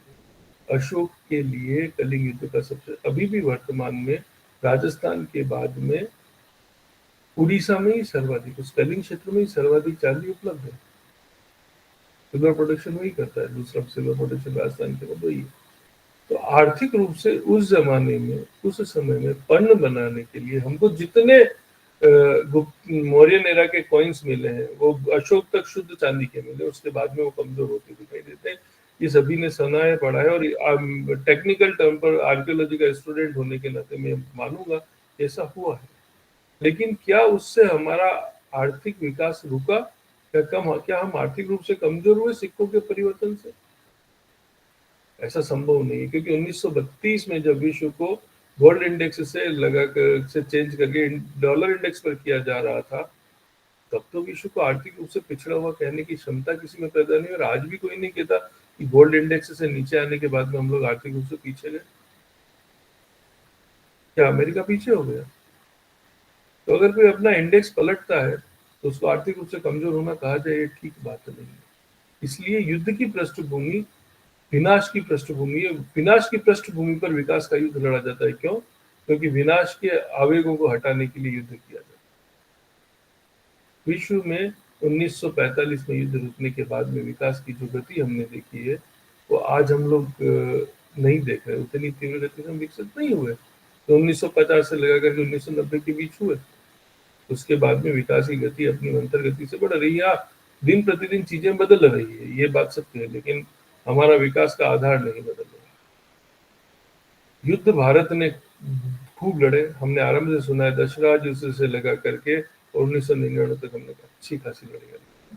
और उसके बाद में दो हम लोगों ने टेक्निकल वॉर भी लड़ ली है, जिसमें एक हम लोगों ने स्ट्राइक करी और एक हमारा एयर स्ट्राइक था। तो हमने दो पार्ट दोनों देख ली। हम लोगों ने ये जांचा है कि युद्ध की पृष्ठभूमि पर खड़ा भारत ज्यादा मजबूत है मुकाबले की शांति की पृष्ठभूमि। कारण ये है कि हम जब भी शांति की बात करते हैं तो हम अपने पराक्रम को खोते हैं। हम लोग शांति को यही समझ बैठे हैं। बुद्ध ने शांति की बात नहीं की। हमारा वेद या कोई तरीके का पुराण या कोई उपनिषद शांति की बात नहीं करता। अहिंसा परमो धर्म हम सबको सुना देते हैं, लेकिन अहिंसा परमो धर्म अकेला शब्द है। वहां पर धर्म हिंसा तथैव च लिखा हुआ है। धर्म के लिए हिंसा स्वीकार्य है। धर्मो रक्षति रक्षिता है। इसलिए हम लोगों को युद्ध से बचने का प्रयास नहीं करना चाहिए। युद्ध संस्कृति को बचाने की महती आवश्यकता है। हो सकता है कि भारत का व्याप घट जाए, हम और छोटे हो जाए। अफगानिस्तान है, पाकिस्तान है, बांग्लादेश है, नेपाल है, भूटान है, म्यांमार है, इंडोनेशिया है, थाईलैंड है, वियतनाम है। ये सभी लोग भारतीय संस्कृति और भारतीय व्यापक परिदृश्य के हिस्से हैं या चक्रवर्ती भारत के हिस्से हैं। हमसे टूट गए, हमसे छिटके हुए। इतिहास की दृष्टि जो है उस 20 वर्ष की नहीं होती जितनी आदमी की कार्यशील आयु होती है। इतिहास की दृष्टि हजारों साल की है वो, और एक आर्कियोलॉजी की हिस्ट्री करोड़ों साल की। हम लोग समय की उस बूंद पर बैठे हैं जिस बूंद को आर्कियोलॉजी गिनती भी नहीं, इतिहास गिनता भी नहीं। हम लोग अपनी बातें कहे जा रहे हैं, हम लोग अपने विषय गिनाए जा रहे हैं। भाई, पाकिस्तान का अस्तित्व बचेगा या नहीं बचेगा 100 साल बाद, तो इतिहास में पाकिस्तान लिखा भी जाएगा कि नहीं हमको पता नहीं। You don't know. हिस्ट्री में कोई पाकिस्तान को याद भी करेगा? अगर इसका स्पान यहीं पे खत्म हो जाता है अगले 20 साल में, तो पाकिस्तान इतिहास का हिस्सा ही नहीं होगा। भारत ही कोई इतिहास का हिस्सा होगा और पाकिस्तान भारत का हिस्सा होगा। बांग्लादेश अगर खत्म हो जाता है तो बांग्लादेश का इतिहास है क्या? अपना अपना स्वयं का इतिहास क्या है? भारत से जुड़े बिना उनका इतिहास बनता ही नहीं। पाकिस्तान का भारत से जुड़े बिना इतिहास बनता नहीं, अफगानिस्तान का भारत से जुड़े बिना इतिहास बनता नहीं, यहाँ तक कि ईरान के राजाओं का इतिहास भी भारत से संबंधित वो बिना बनता नहीं। देखिए, 5वीं शताब्दी ईसा पूर्व में ईरान का एक राजा, जिसको कि पर्शियन लैंग्वेज में दरियाव कहा गया है और यूरोपियन में उसको डेरियस लिखा है, उसने भारत के कुछ हिस्से पर अधिकार किया। वहीं से वो हीरो बनता है, वहीं से वो महान बनना शुरू होता है, दरियाव महान, द ग्रेट दरियाव। उसकी तुलना भारत में चंद्रगुप्त मौर्य से की गई है, तुलना की गई है, चंद्रगुप्त मौर्य से उसकी तुलना की जा रही है। तो ये जो कहानी है कि अपने हीरो को भारतीय हीरो के संतुलन में खड़ा करना, यही बड़ी कहानी है। हमेशा विश्व में हर चीज की तुलना भारत से की गई है। युद्ध का विषय में इस विषय में युद्ध इसलिए कह रहा हूँ क्योंकि उस युद्ध को हमने कैसे लड़ा वो मैं बताता हूँ। प्लिनी एक बहुत बड़ा इतिहासकार हुआ जिसने अपनी पुस्तक नेचुरल हिस्टोरिका में लिखा कि जिस तरीके से विश्व की दुनिया में अनंत स्रोतों से बहता हुआ पानी समुद्र में समाता है और पुनः उन स्रोतों की ओर नहीं लौटता, वैसे ही अनंत स्रोतों से निकला हुआ सोना या धन भारत को जाता है पुनः विश्व के किसी हिस्से में। भारत की इतनी प्रबल शक्ति ने विश्व को युद्धों के परिणाम सिखाए। हम लोगों ने 19वीं शताब्दी के मॉडर्न युद्ध को याद कर करके भारत को कमजोर बता दिया। नहीं तो सल्तनतें दिल्ली में बनी, लेकिन क्या वो सल्तनतें बिना युद्ध शक्ति के बची रही? एक भी नहीं बची। यहाँ तक कि हालात ये रहे कि आज सुबह दिल्ली से बाहर निकल करके और किसी ने हांसी पर कब्जा किया और वो जब दिल्ली लौटा तो हांसी मुक्त था। भारत के इतिहास में मुगलों का सबसे प्रबल पराक्रमी साम्राज्य जो है औरंगजेब का रहा, लेकिन औरंगजेब की नाक के नीचे दिल्ली को 7 दिन तक चूरामन जाट ने हैंगअप कर दिया, खत्म कर दिया गोखला में। इतिहास में इन मुगलों की सत्ता हो या विश्व की सत्ता हो, युद्धों का परिणाम ऐसा होता है कि ये लोग अनियंत्रित होकर के भी नियंत्रित रहे, इनको दब करके रहना पड़ा। इसीलिए 1923 में एक शायर हुए अल्ताफ हुसैन अली, जो बहुत बड़े मौलाना हुए, बहुत आलिम माने गए इतिहास के, उन्होंने एक मुसद्दस लिखी।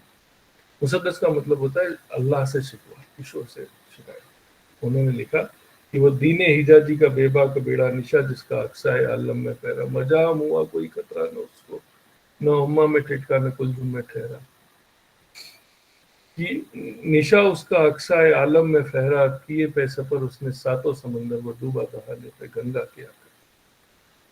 इतिहास में सिर्फ भारत एक ऐसा स्थान है जहां पर सिकंदर हो या इस्लाम हो, तो उन्होंने सांसें तोड़। इस्लाम ने स्पेन से लगा करके ईरान तक पूरे क्षेत्र को बदल दिया। क्रूसेड्स के बाद में वो लोग अपने आप को सुरक्षित करता, लेकिन भारत के किनारे पर आकर के इस्लाम को अपनी सांसें तोड़नी पड़ी। वो धर्म परिवर्तन लोग नहीं करा सकते। वैसे ही सिकंदर के लिए कहते हैं कि सिकंदर जीत गया, फिर सिकंदर जीत गया, पोरस हार गया, या आगे आकर के और भी लोग उससे हार गए। सिकंदर लौटा क्यों? मगध क्यों नहीं गया? इसका कोई लेजिटिमेट तर्क, कोई व्यवहारिक तर्क या कोई वैधानिक तर्क आज तक किसी इतिहासकार ने नहीं। आज तक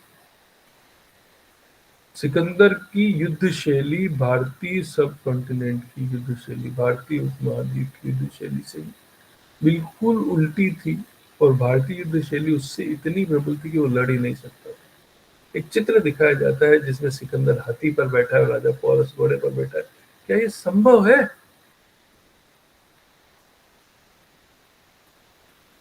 एक सिक्के पर भी ऐसा पब्लिकेशन किया गया है। हाथी भारत में है, सिकंदर के वहां नहीं है, अलेक्जेंडर के वहां नहीं है। अलेक्जेंडर का लेजिटिमेट हिस्टोरिकल रिकॉर्ड उसके देश में नहीं मिलता। हरक्यूलिस का मिल जाता है और दूसरे सारे राजाओं का मिल जाता है, सारे वैल्यूज दिख जाते हैं, लेकिन सिकंदर नहीं दिखता। एट दैट सेम टाइम हम जब लोग जीसस की बात करें तो जीसस का ऐतिहासिक रिकॉर्ड नहीं मिलता, मोहम्मद की बात करें तो मोहम्मद का ऐतिहासिक रिकॉर्ड नहीं मिलता, लेकिन भारत के हर राजा का ऐतिहासिक रिकॉर्ड मिलता। जिन लोगों को इतिहास में शामिल नहीं किया गया, खाली साहित्य का हिस्सा रह गया। अशोक के ठीक पहले, चंद्रगुप्त से ठीक पहले एक बहुत प्रबल भारत में सम्राट हुआ जिसका नाम है उदयन, वत्सराज उदयन, तो कविराज सोमदेव द्वारा रचित कथा सरित सागर का हिस्सा है। प्रतिज्ञा योगेंद्र नारायण एक पुस्तक और है उसके बारे में। लेकिन भारतीय इतिहास में उदयन का कहीं नाम ही नहीं है, हम पढ़ ही नहीं पाते। साहित्यिक, हम कहते साहित्य में वो नहीं है, उसका अभिलेख नहीं है। अरे साहित्यिक प्रमाणों से ही तो हमने भारत के इतिहास को जुटाया है, और दुनिया में सभी के इतिहास साहित्यिक प्रमाणों से जुड़ते हैं। वत्सराज उदयन की उपस्थिति हमको दिखाई नहीं देती। ये विषय इसलिए है क्योंकि उसने युद्ध नहीं की, वो लड़ा नहीं। राजा की उपस्थिति लड़ाई के कारण है, युद्ध के कारण है। अशोक की उपस्थिति उसके युद्धों के कारण है। तो युद्ध जो है हमारा नैसर्गिक अधिकार भी है। कृष्ण ने अर्जुन से कहा ना कि अर्जुन ये सभी लोग तुमको देखते रह जाएंगे, अपना गांडीव उठाओ और लड़ो। नहीं लड़े तो तुम्हें इतिहास याद नहीं रखेगा, तुम अपनी सुरक्षा स्वयं नहीं कर पाओगे। इसलिए युद्ध तो हमारे पौरुष का प्रमाण है। हमको युद्ध तो हमेशा करने ही होंगे, आगे भी होंगे और होते रहेंगे।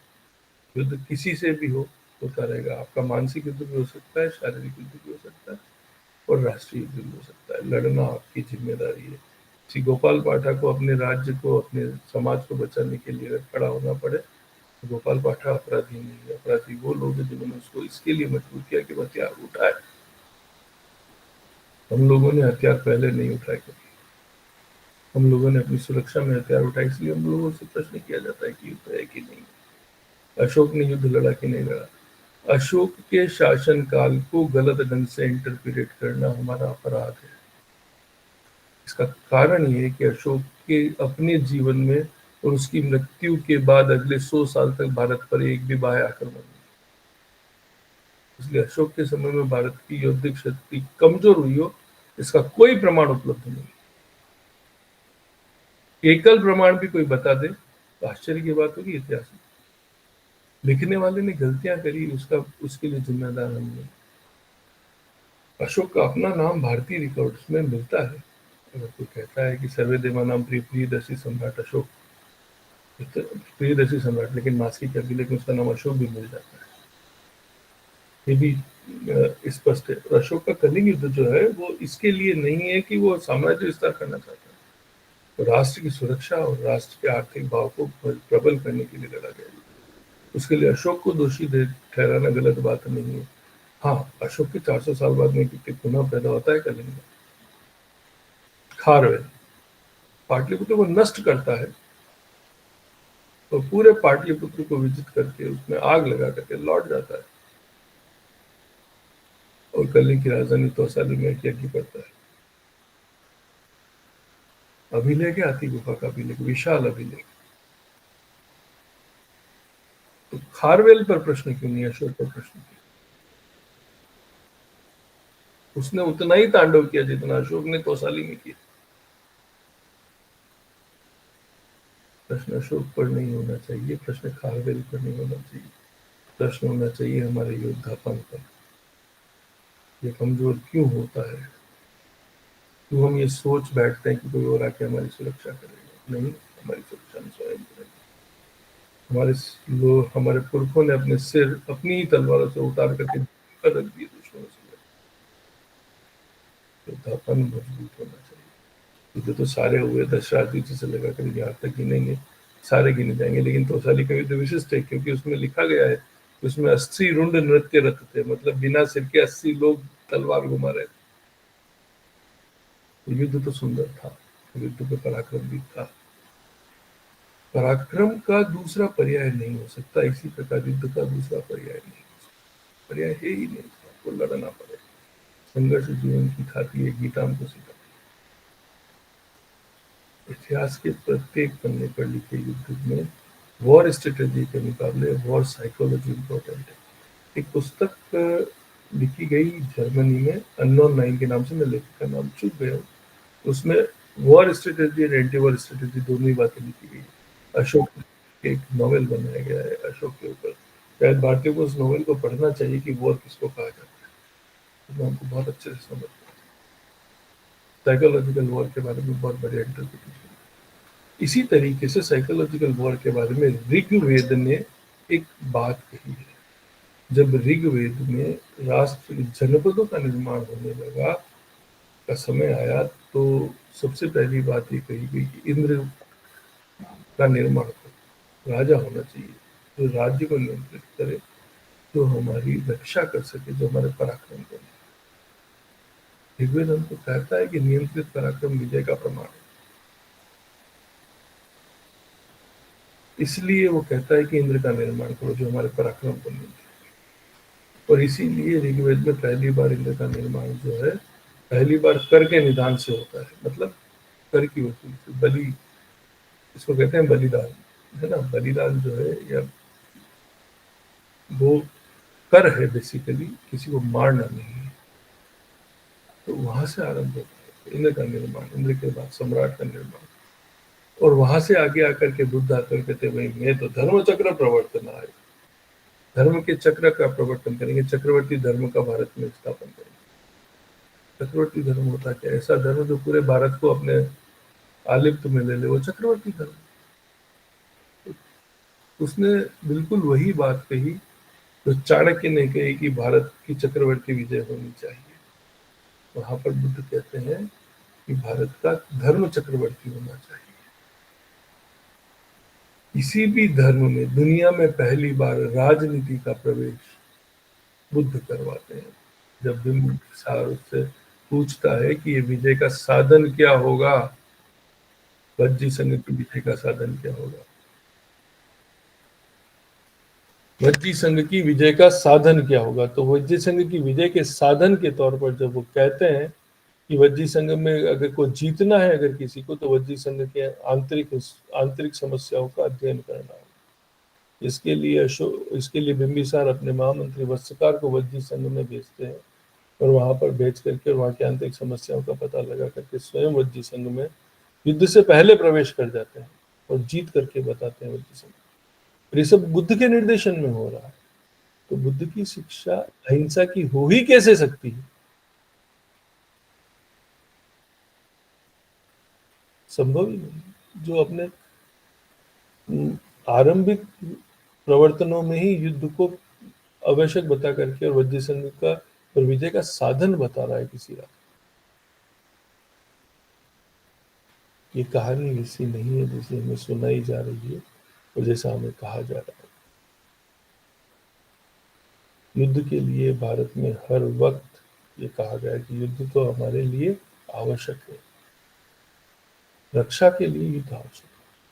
हम लोग हर वक्त लड़े और आगे भी लड़ेंगे। धन्यवाद। बहुत बहुत धन्यवाद डॉक्टर विवेक पटनागर सर। आपने सही बताया कि कभी कभार राष्ट्र के लिए युद्ध आवश्यक हो जाते हैं, धर्मो रक्षति रक्षतः। और वज्जी संघ की कहानी तो हम सबको पता होनी चाहिए और जानने योग्य है कि किस प्रकार 16 वर्षों में बिना युद्ध लड़े ही उस संघ को तोड़ दिया गया। आपका आभार। Now our next speaker is well-known eminent historian from Udaipur, Dr. Shri Krishna Jugnu. He is renowned historian who has authored about 200 books and thousands of articles. He has received President Award, Maharana Kumar Award, Gorakhnath award etcetera. आप हमारे उदयपुर के महत्तम इतिहासकारों में शीर्ष पर हैं। आपका स्वागत है सर।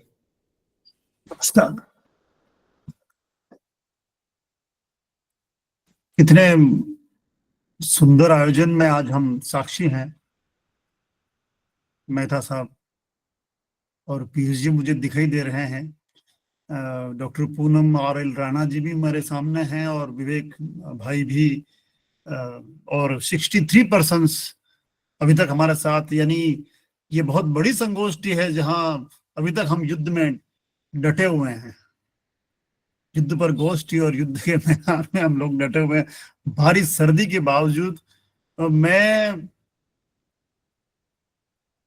अब क्या कहूं, मैं सबको सुना मैंने और इस बीच मेरी कलम चलती रही और मुझे लगा कि मुझे वो कहना चाहिए जो कुछ बच रहा है। बहुत कुछ कहा। मैं एक अपने आप को सौभाग्यशाली समझता हूं कि मैं पितृ पक्ष से उस चौहान खानदान से हूं जहां नाम पृथ्वीराज चौहान लिया जाता है, और मातृ पक्ष से मैं उस गुहलोत वंश से हूं जहां महाराणा प्रताप का नाम लिया जाता है। तो हम लोगों के इस कान में यदि युद्ध को सुना गया तो हम इस कान से निकालेंगे नहीं, बल्कि इधर से भी हम युद्ध की बात सुनेंगे। मेवाड़, और हम लोग जहां से बोल रहे हैं वो मेवाड़ वो है जिसने कोई 1-2 वर्ष नहीं, पूरे 90 वर्ष तक युद्ध झेले हैं। ये बहुत बड़ी अवधि है।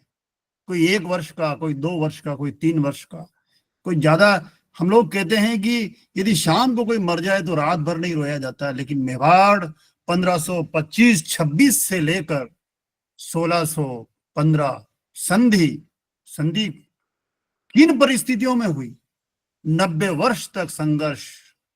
मेवाड़ में जो बच्चा बड़ा होता था वो मरने के लिए, कभी राजा श्यामल दास वीर विनोद में कितने सुंदर ढंग से और कितने आत्मिक जुगुप्सा के अंदाज में लिखते हैं कि जिस बच्चे से भविष्य की उम्मीदें हैं, शाम को उसकी लाश नजर आती थी।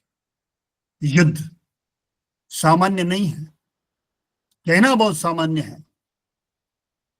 मैं यदि गीता को एक हाथ में देखता हूं तो मैं दूसरे हाथ में युद्ध के उन ग्रंथों को देखता हूं। पिछले दिनों जब मैं बृहद यात्रा जैसा ग्रंथ तैयार कर रहा था, यह भारत का युद्ध ग्रंथ है, रामेर का लिखा हुआ, 587 AD में लिखा हुआ था ही नहीं। राणा मैडम, इसकी कॉपी हम लोगों को नेपाल से मिलती है, भारत वालों के पास कॉपी नहीं है इसकी कॉपी। और एक इसकी कॉपी जो खंडित रूप में थी, और आपको यह आश्चर्य होगा कि इसकी 3 कॉपियां या 3 संस्करण खुद रामेर ने तैयार किए, लघु यात्रा, बृहद यात्रा और योग यात्रा।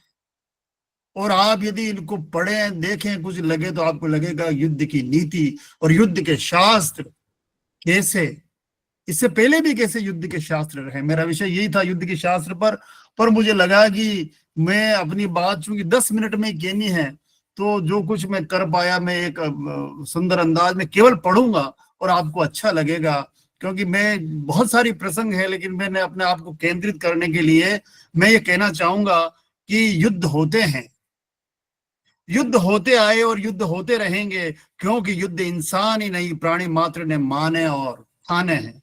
घर घर युद्ध, गली गली, मोहल्ला मोहल्ला और गांव गांव से लेकर देश देश तक युद्ध होते हैं। कभी गाली, कभी गली, कभी किसी वस्तु को लेकर युद्ध होते हैं। युद्ध के अपने कारण हैं और कारण के अपने निवारण हैं। अव्वल तो युद्ध के पीछे हट है, माल हट, त्रिया हट, जोगी हट और राज हट का तो जमाना था। अब दूसरी कई हटें हैं। दिखावे शांति, दिखाते शांति लेकिन होती घुटन है। युद्ध नीति है, कला है, धर्म भी। धैर्य का बांध जब भी टूटता है, तलवारें म्यानों से खींच जाती है और आंसू का सैलाब आंखों से छलकता जाता है। याद आता है दशराग्नि युद्ध, युद्धों में कृत्या का प्रयोग, विष कन्या, दूत, जासूस यानी चर का पठाना, वाक युद्ध, मल्ल युद्ध, सशस्त्र और निशस्त्र युद्ध, शीत युद्ध, एक दूसरे को नीचा दिखाना युद्ध का सामान्य कारण है। लेकिन विजेताओं ने क्या नहीं कहा, मैं जो लूट में लाया क्या नहीं लाया, मैं जो वेरी वनिताओं को वेदव्य की दीक्षा देकर आया, वेरी वनिताओं को वेदव्य की दीक्षा देकर आया। महाराणा कुंभा ने यह सुंदर उपाधि धारण की थी। मैं जो शत्रु का शिरोच्छेदन करके गढ़ के कंगूरे खंडित करके आया, मैं जो अपनी चुटकी का कौशल दिखा आया। अब जो आंखें उठाई तो समझ लेना कि क्या हो सकता है। ईंट से ईंट बजा देंगे, आगे और भी बहुत कुछ हो सकता है। युद्ध दरअसल हमारे चैन का दुश्मन है, वह धैर्य और धुरी का बांकपन है। युद्ध से क्या होता है, युद्ध में कौन सोता है, युद्ध भिड़ जाने का शंखनाद है, युद्ध का न कोई अपवाद है। शांति की कितनी ही दलीलें हों, सब मित्रों ने कहा है, शांति की कितनी भी दलीलें हों, युद्ध अवश्यंभावी होता है। युद्ध के लिए क्या क्या नहीं कहा गया और युद्ध के नाम पर क्या क्या नहीं सहा गया। चाणक्य कहते हैं कि युद्ध कहाँ अंतिम उपाय है। मनु भी दोहराते हैं कि युद्ध अनंतिम उपाय है। कामंदक, मंकी, विष्णु शर्मा, विदुर, बृहस्पति, औष्णस, शुक्र, वराडी, आड़ी, यम, याज्ञवल्क्य, गारुड़ जैसे स्मृति और नीतिकार कितना युद्ध टालने को कहते हैं, लेकिन फिर ठानने को भी कहते हैं। धनुर्वेद के कितने शास्त्र, युद्ध नीति कौशलम, अस्त्र युक्ति, आयुधादर्श, लोहार्णव, लौह प्रदीप, षड्त्रिंश आयुध दीपिका, अपराजित प्रच्छा, बृहत संहिता, नीति सार, नीति वाक्यामृत, वास्तु मंडनम और कौतुक चिंतामणि। मित्रों को याद दिलाना चाहूंगा, ये लगभग सारे ग्रंथ मेरे ही हैं।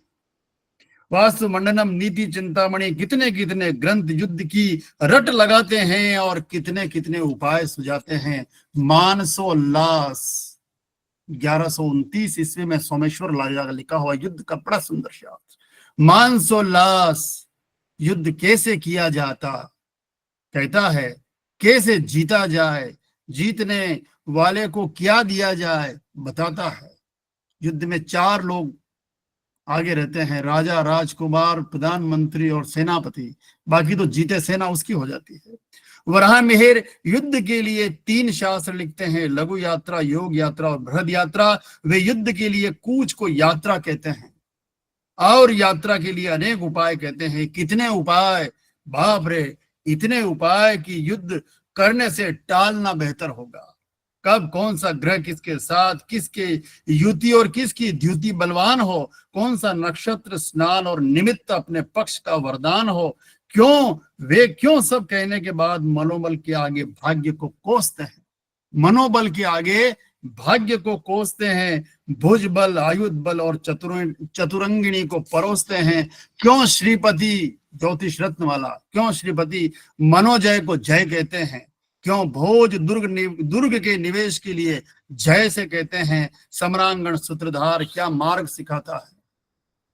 सम्रांगण युद्ध का देखिए, उसका नाम ही सम्रांगण सूत्रधार है। सम्रांगण सूत्रधार क्या मार्ग सिखाता है। युद्ध की सामेश पूजा से राजवल्लभ क्या पठाता है। कितना बड़ा सच है, युद्ध की त्रासदी बड़ी भयावह होती है।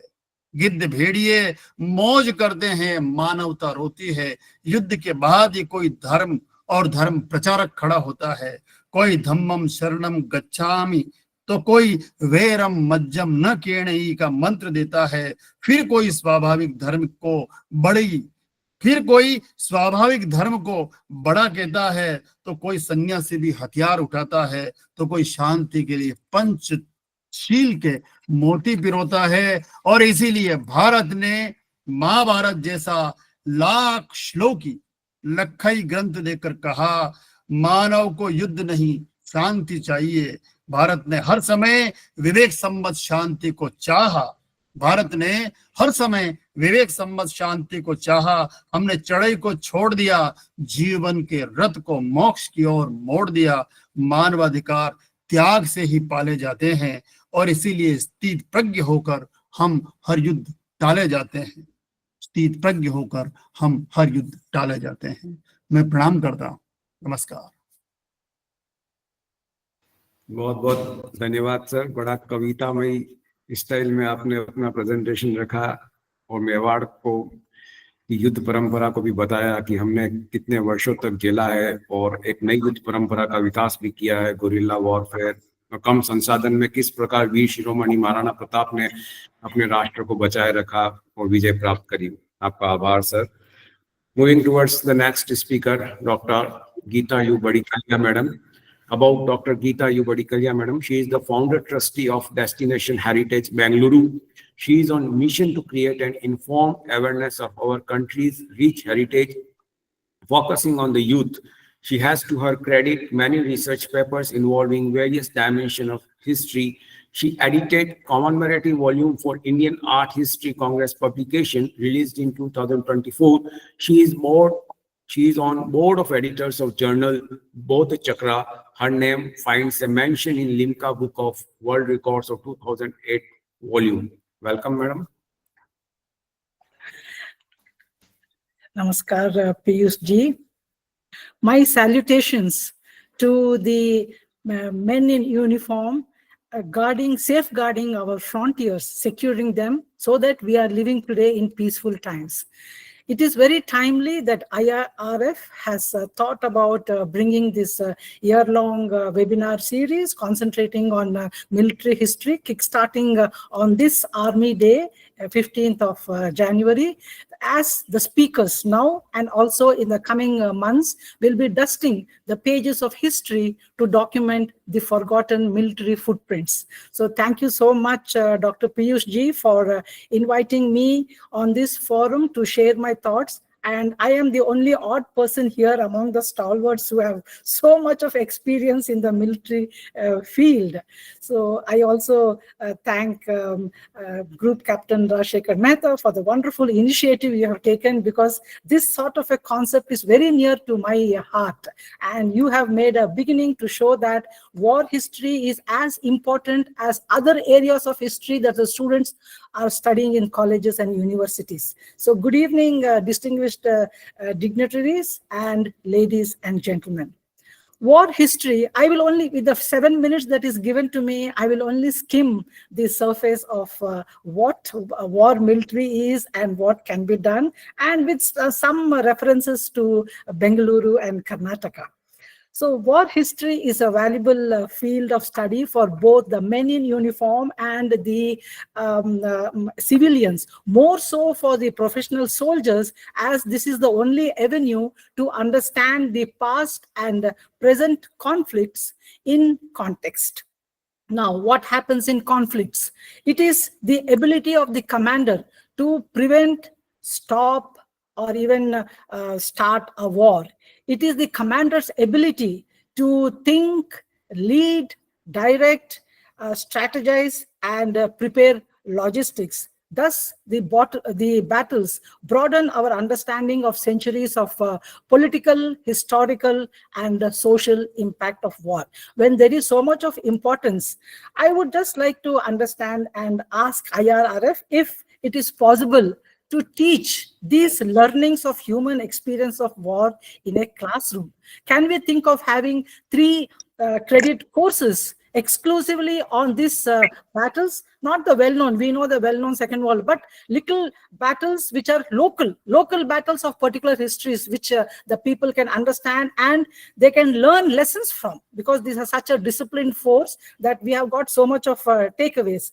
So the beginnings of military conflicts usually start for acquisition of land, also for the coveted resources which the invading army does not have, and also we have these religious wars in the name of jihad. So whatever it is, whatever the justification from the side of the invader, these wars, they displace people.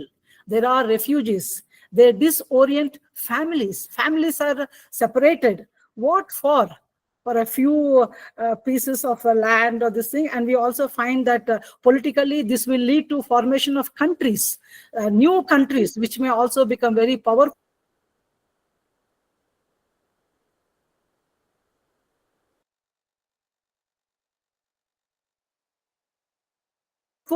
Or the existing ones may simply diminish in their strength. Or Yes, madam. Yes, madam. Please carry on. Because I suddenly found the screen was freezing. Now it is okay. Okay. And we also find that this will lead to arming of the militarized leaders. For example, what is happening in African countries. So whatever it is, the so-called long peace of the post-Second World War was no peace at all. We need to reflect and realize how much of this world, including Indochina, Afghanistan, Pakistan, Middle East, and now Ukraine, has seen, and we are still seeing conflict of one kind or the other. And we find that peace is very elusive today. Unlike the battles in ancient and medieval India, which were conducted for short periods, and they never used any indirect methods. On the Indian participation in the 2 world wars, Lord Curzon remarked, I quote, "To a country where the climate, the language, the people, the customs were entirely different, who had never suffered heavy shell fire, who had no experience of high explosives, who had never seen warfare in the air, who were totally ignorant of modern trench fighting, were exposed to all the latest and most scientific development of the art of destruction. They were not fighting for their own country or people. They were not even engaged in a quarrel of their own making. The Indian troops fought with heroic endurance in France, Egypt, Aden, on the Suez Canal, Gallipoli, East Africa, West Africa, and in Mesopotamia. They were the first of the overseas troops to face the Germans in France, unquote. So India's role in World War I, for example, has involved 1.4 million Indian soldiers who fought across Europe, the Middle East, East Africa, and making it one of the largest volunteer forces ever assembled. And these were the people who enrolled because they were offered a few rupees more, and they thought that this much of income will be helpful. So the dhoti-clad peasants, it was the peasants who enrolled for the fighting in these places, and they came away. And in that context, Lord Curzon has made this remark. And we also find that, I would like to quote what Sri Aiyar has said, that the Battle of Haifa was not believed by the powers to be, and only when he brought the book it was recognized. This Battle of Haifa is very, very crucial because it was the lancers from the Mysore regiment, from Jodhpur, and from Hyderabad, who were the private army of the Maharajas, who went and fought with the British. So this is one terrain which is very, very formidable. So when the British officers saw this terrain, they said, let's go back. But it was the Indian soldiers who said, no, we cannot go. We all have the Rajput blood in us. So braving the swampy waters of Kishan and the steep mountains of Mount Carmel, wherein they were strategically positioned, the artillery, the men of the Turkish and the German troops operating the sophisticated machinery from above, and there was only a small defile, a small passage which could lead into the city of Haifa. But it was these courageous lancers who liberated Haifa from the 400-year-old Ottoman rule. And in the process, they also saved the Baha'i chief. So it was only then the Britishers recognized that even the Indian commanders are made of so much of courage and heroic valor as their own officers. Now, why is it that we have forgotten all such things? There is a memorial in the busiest street in RT Nagar in Bengaluru, which is commemorating the heroic deeds of these Mysore lancers in the Haifa battle. Till about 5 years, this was a neglected monument. And it was only when the Mysore Lancers Foundation, they started giving their, their worship and their obedience to these martyred soldiers, that people came to know, oh, a battle of Haifa has taken place. Why is it so? Is it because the British wanted to downplay the bravery of these soldiers, or is it post-independent India wanted to downsize and ignore them because they belong and fought in the British army and not considered as Indian army? And in the process, we have also seen demolition of so many memorials and structures. So this is a selective erasure of history. So can this be prevented by having such awareness programs? Maybe so. For example, like I said, we have got 5 forts, remnants or vestiges of forts in and around Bangalore, 2 in the city and 3 outside. Does any one of us know the names of these forts? Why these forts came up? What were the battles they fought? Maybe the Gangas and the other kings, Jains and the Shaivas. So we are not aware. This is all going, and in no time we will be forgetting all this. So it is high time that we do something to refresh our memory of these brave soldiers.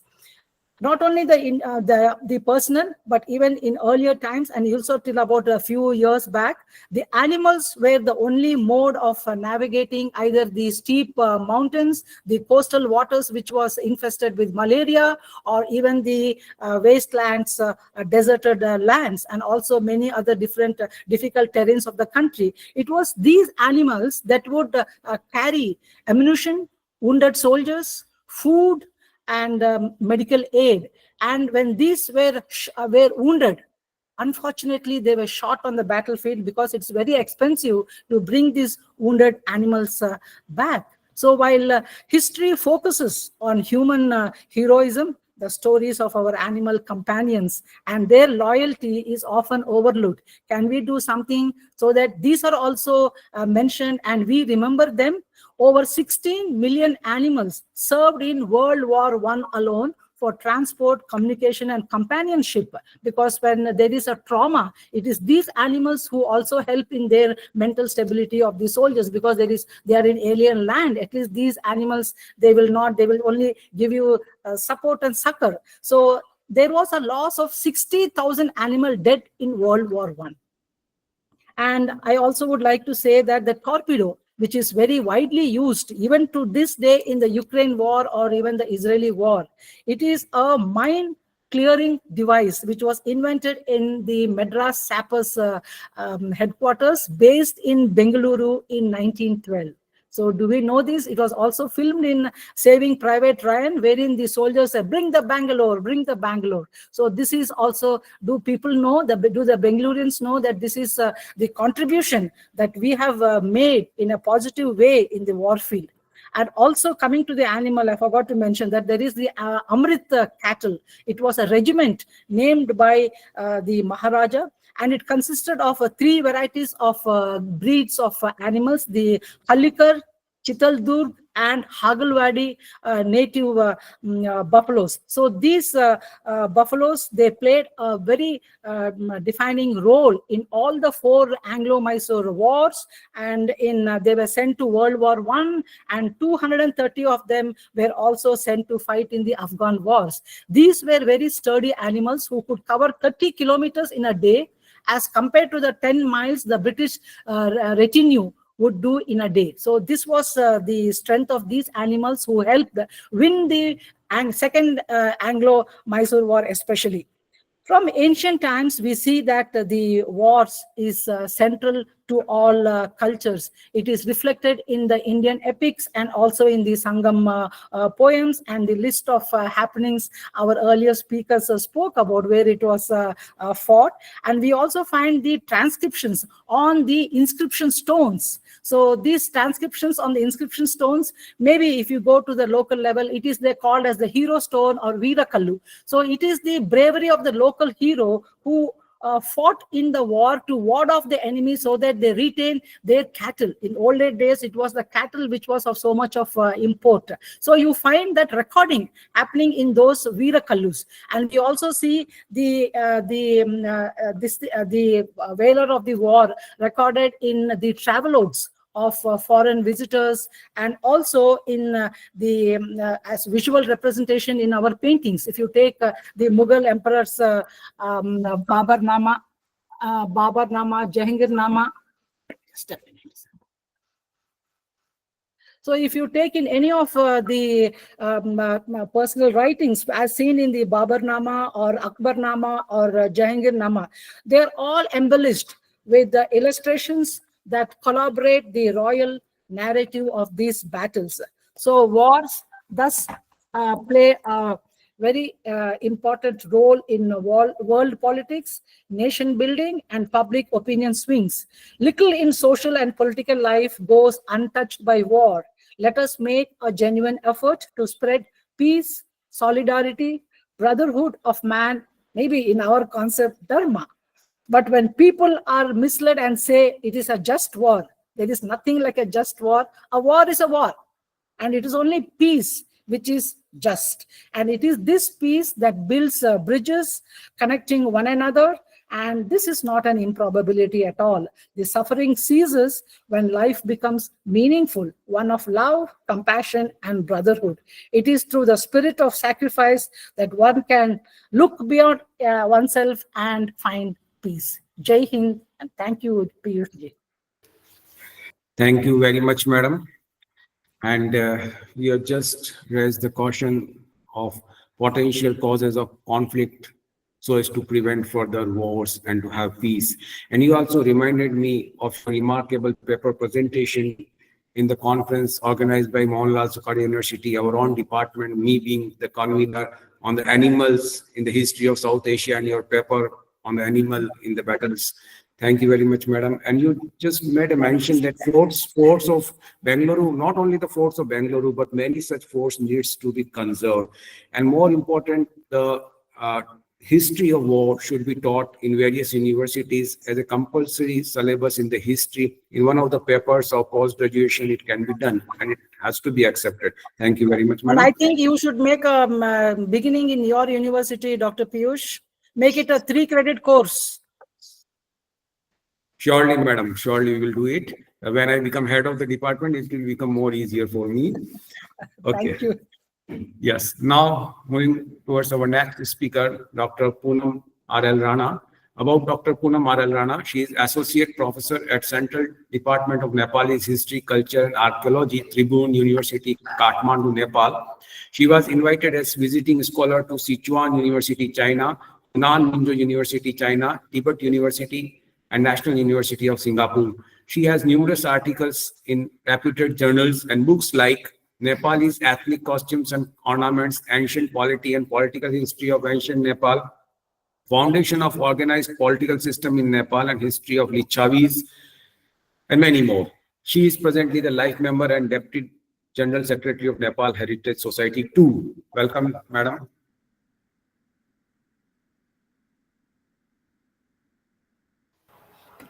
Thank you, Indus Research Center and Mohanlal Sukhadiya University for hosting this unique topic, which usually people avoid the topic of war. It is not liked by many, but it is unavoidable. The word war itself, as I generated, W is worst, W-A-R. A is action or activities, and R is regenerated. We know it is not good. It will kill each other, because when there is war, it is war, as madam said. If we cannot escape war, it is war. Either you kill or you get killed, so it's not good, but it is regenerated again and again. And I think there is a saying also that war is fought for 3 reasons: power, wealth, and women. And basically, if you look at the history from the religious aspect, historical aspect, everything has taken place for power, wealth, and women. And in Hindi, I think they say, jang, जोरू जमीन जायदाद के लिए होते हैं. That is what is said among the local people. So war is, we cannot escape war, even if we don't want it. It is there, and it is not wrong. If we go back to historically, देखो अब आप सत्य युग में जाओ तो देव और दानव के बीच युद्ध हुआ था. For example, there was Matsya Avatar, where Narayan took the thing and fought Matsya Avatar, Kurma Avatar, and there was Barha Avatar, and so many avatars. And in Treta Yuga, when you come, there was Parsuram, Ram. Again, there was women involved. Again, there was, and in Dwapar Yuga, you have Sri Krishna. Draupadi is regarded as the cause of the war. So, and many wars are taking place for power, and it happens not only in Nepal or India, it happens globally, everywhere. Cleopatra, Helen of Troy, there was Padmini, Rani Maharani Padmini. So everywhere the war is taking place because of, if we reconnect it, it happens for power, wealth, and women, usually. But our primitive forefathers, how did the war begin? Historically, when we studied, it is said people went to steal fire, because fire was unique at that time. When the lightning struck, they kept the fire burning, and the other tribes who came to know went to steal for the fire, and that is how the first war took place. So war is unavoidable, and Nepal is no exception. And the small presentation I made is war happens for all this. Next slide, please. That is all I've said. And in our society in Nepal, there was Gopalabansi. Again, there was war. Then came the Gopalabansi, Mahishapala, Kiratas. Each and every dynasty, there was war. And then the next dynasty took over. So it was for power. Next. Then Lichavis came, and you can see all those wars. This is just a tentative table for the wars that took place. Gorkha War and who was victory. And this is in Nepal, all the battles that were fought and how King Prithvi Naran Shah unified, fighting each and every war. Next, please. Yeah, all this is the war fought. And if we can go into the detail, and there are many sessions to come where there will be talk about the wars, the consequences, the results, and should it have happened, what would have happened if this had taken place. So many things will be taking place. Now, next, please. See, and then lastly, these are 17 to 2008. From 2008, the dynasty of, we are the, even we are the living history in Nepal, because we saw the millennium, we saw the great earthquake, and we saw a great transition, change of a dynasty that is rare. Like, we were in a monarchy. I was born in a monarchy country, and now I'm in a new Nepal. So I'm a living history itself. For the generations to come, I will be telling them, and they will be saying, oh, really? See, so war is something, but it is very strange that our king, who was the last king, he did not opt for war because the army was there. And they were saying, we will support you, let's go for war. But he said no. And he was the only one, I think, who did not fight, and he quietly left. And he did not leave his country because at that time they could have exiled him. But he said, I don't want to have a fight. I will live peacefully in my own country, and I will not go out of my country. So that was strange, because usually each and every dynasty have fought war. So he opted and he just left. Next, please. Next slide. Is it finished? Yeah, I think so. So my presentation is all this till 2008. Each and every dynasty that came usually was through war, except for the king who just left his throne and gave it to the people, saying that people did not want me, why should I stay? So he just went away. So this is the case of historicity of wars, and later on a more presentation will come. And even as Madam said, war is not good, but it cannot be avoided.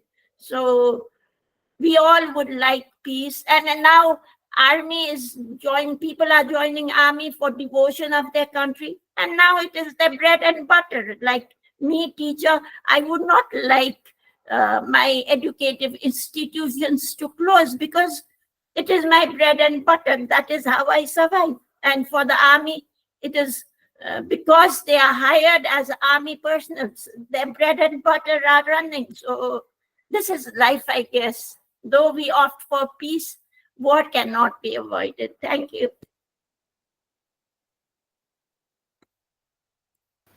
Thank you very much. Thank you very much, madam. Thank you. I spoke not more than 10 minutes. Yes, I know. Thank you so much for being specific. You are very disciplined. Thank you. Yes. Thank you. Do we have Sonali Dasanayake, madam, from Sri Lanka? Hello, sir. I'm here. Great, madam. Okay. Yes, please wait. About Sonali Dasanayake, madam. She is a senior lecturer in Department of History and Archaeology, University of Ruhuna at Sri Lanka. She has done research on economic history, women's history, and ethnic studies. Her various research papers have been published in national and international journals. Welcome you, madam, for your speech. Thank you, sir. Thank you for having me. Thank you for organizing this great event today. I will give you a brief introduction to the battles of Sri Lanka. I'm not taking too much time. So the battles of country are pivotal events that shape its history, influence its political landscape, and define its military strength. And these engagements of often marking turning points in nation's development, involving strategies, economy, and cultural consequences. And the battles included some facts such as some reasons for that, and participants, locations, casualties, strategies, and technological innovation. So it's kind of a big area of that topic. When it comes to Sri Lanka, we can divide our battles into ancient, medieval, and modern period after 16th century. So basically, without India, we cannot discuss about our ancient battles, ancient period of battles, because many of battles Sri Lanka faced from the South India. So we can discuss further in our next in this series. And then we could notice in the medieval period of Sri Lanka, there were Southeast Asian invasion happened to Sri Lanka. So my focus today basically on the modern period after 16th century, how European nations invaded Sri Lanka, and what happened, how Sri Lankan kings, Sinhalese kings were dealing with that. So we will go through that shortly. So the first nation who arrived to Sri Lanka in the 16th century was Portuguese. So Portuguese and Sinhalese conflicts during the 16th century, it has a series of military, political, and cultural confrontations between the Portuguese and Sinhalese kingdom of Sri Lanka. So these conflicts were part of broader European colonial expansion, as we know, in Asian context, Asian territories, during the ages of exploration, and marked by the Portuguese seeking to control strategic coastal trade and coastal trade routes, and Sinhalese rulers striving to defend their sovereignty in this manner. So the first Portuguese encounter with Sri Lanka occurred in the period beginning of the 16th century, when the Portuguese fleet under Loposaurus the Albergaria arrived in the port of Colombo. Initially, Portuguese were invited to Sri Lanka by the King Kotte Vijayabahu VII to help him in his conflict with rival kingdoms and regional powers.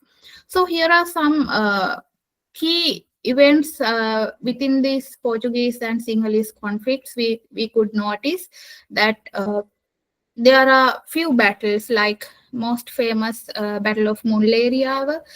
Kingdom of Sitavaka defeated the Portuguese in this battle, which took place on the southern bank of the Kalyani River in Sri Lanka. And the Battle of Randenivala, it is another one. The Sinhalese defeated the Portuguese in this battle, which took place in 1630. And the Kandyan commerce raiding, the Kandyan people raid Portuguese commerce from 1612 to 1613, capturing nearly 6 tons of treasures, and they were used some guerrilla tactic as their technique, as their military tactic.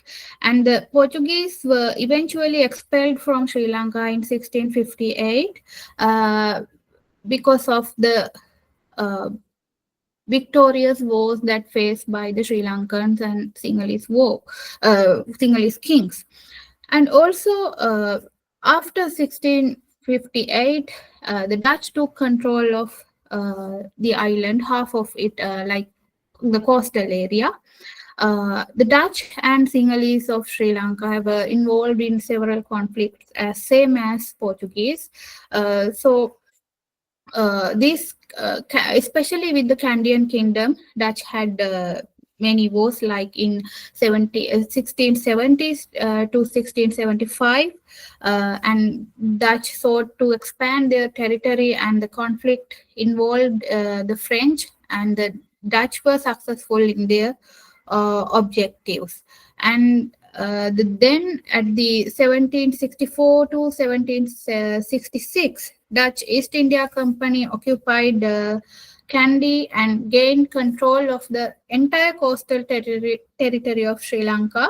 And the Dutch used a strategy of cordoning off Kandy, making it landlocked and preventing it from allying with another foreign power. That forced the Candians to sign a treaty that gave the sovereignty over the lower lands.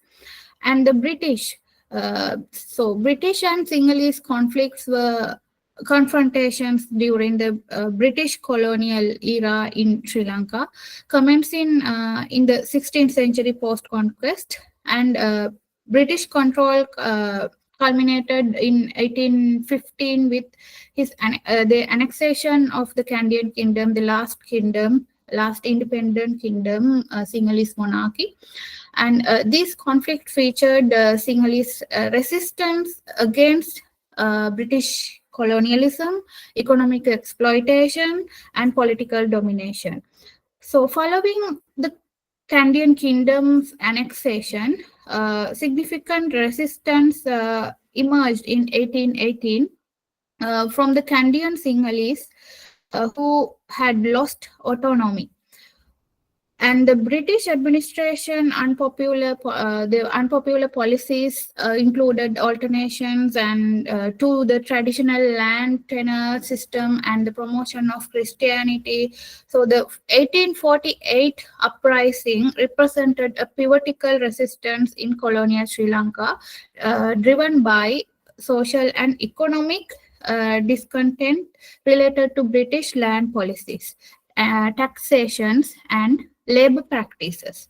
So the British and Sinhalese conflicts were crucial in Sri Lanka's colonial narrative, characterized by Sinhalese effort to assert sovereignty amid British expansion and transformative changes.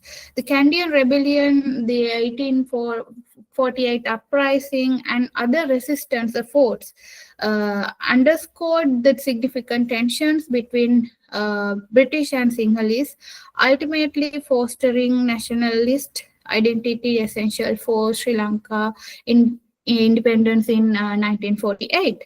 So based on this information presented, I have presented above, we could understand how Sri Lanka was important geographically to all the nations around the world, actually. That is why they tried to capture our country, and we can discuss more in our next series also. So I have focused here only about this European invasions to Sri Lanka, and then in next stages we can do more. I think, Peeyush sir, thank you very much. Thank you very much, madam. Now I will request chairperson of the session, Brigadier C. Sandeep Kumar, President of Indus International Research Foundation, for his kind words.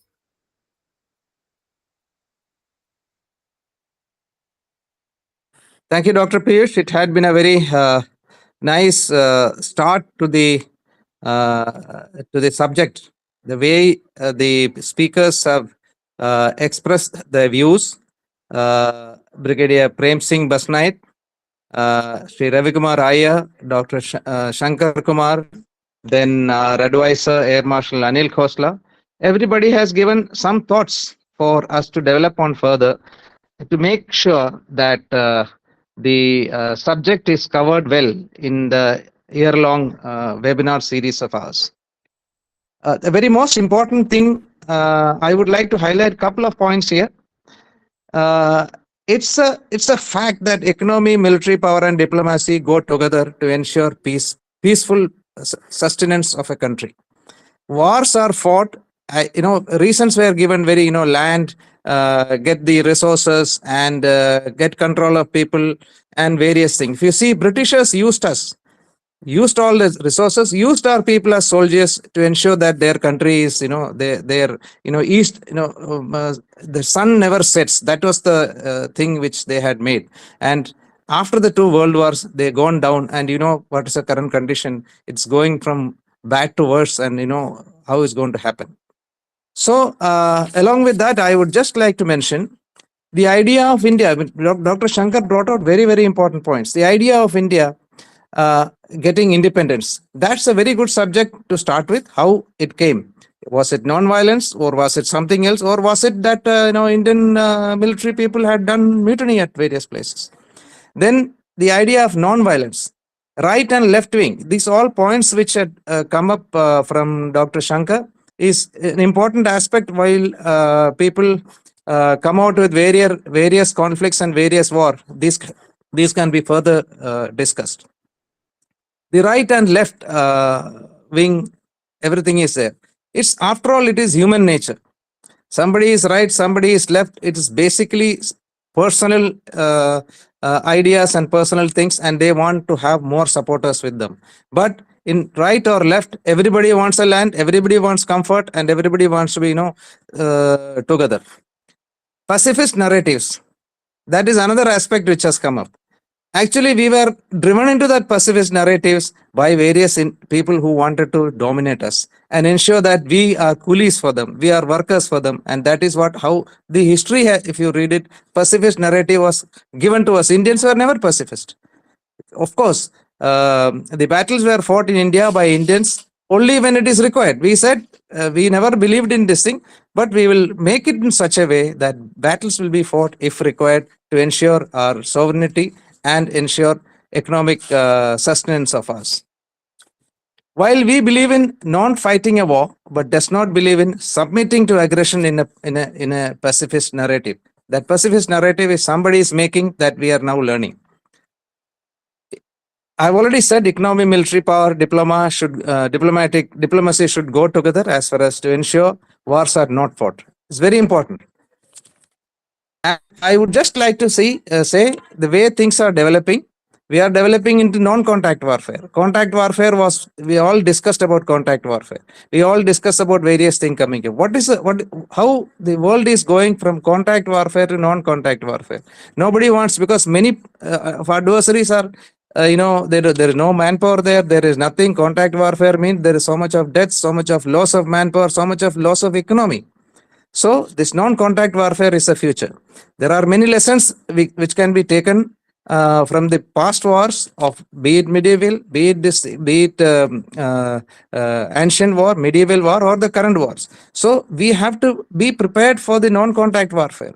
Today, what is happening in number of places are non-contact warfare. What do they want? They want control of the country without getting into a war. Make people fight each other. What's happening in Bangladesh? They are fighting each other inside the country. And they are making the similar situation in India.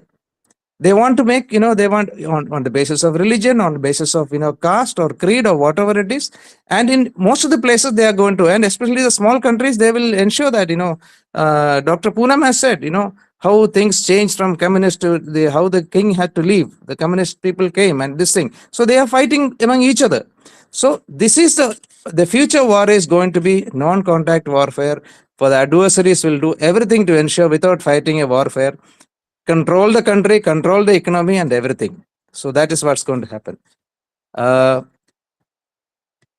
event has started well. I should compliment Peeyush and Raj Mehta. The event has started well and we hope and expect to come out with good practices, learnings, with learning some good practices, learnings, lessons and suggestions so that we can make it, the history lot of history is being, taught to us with particular aim.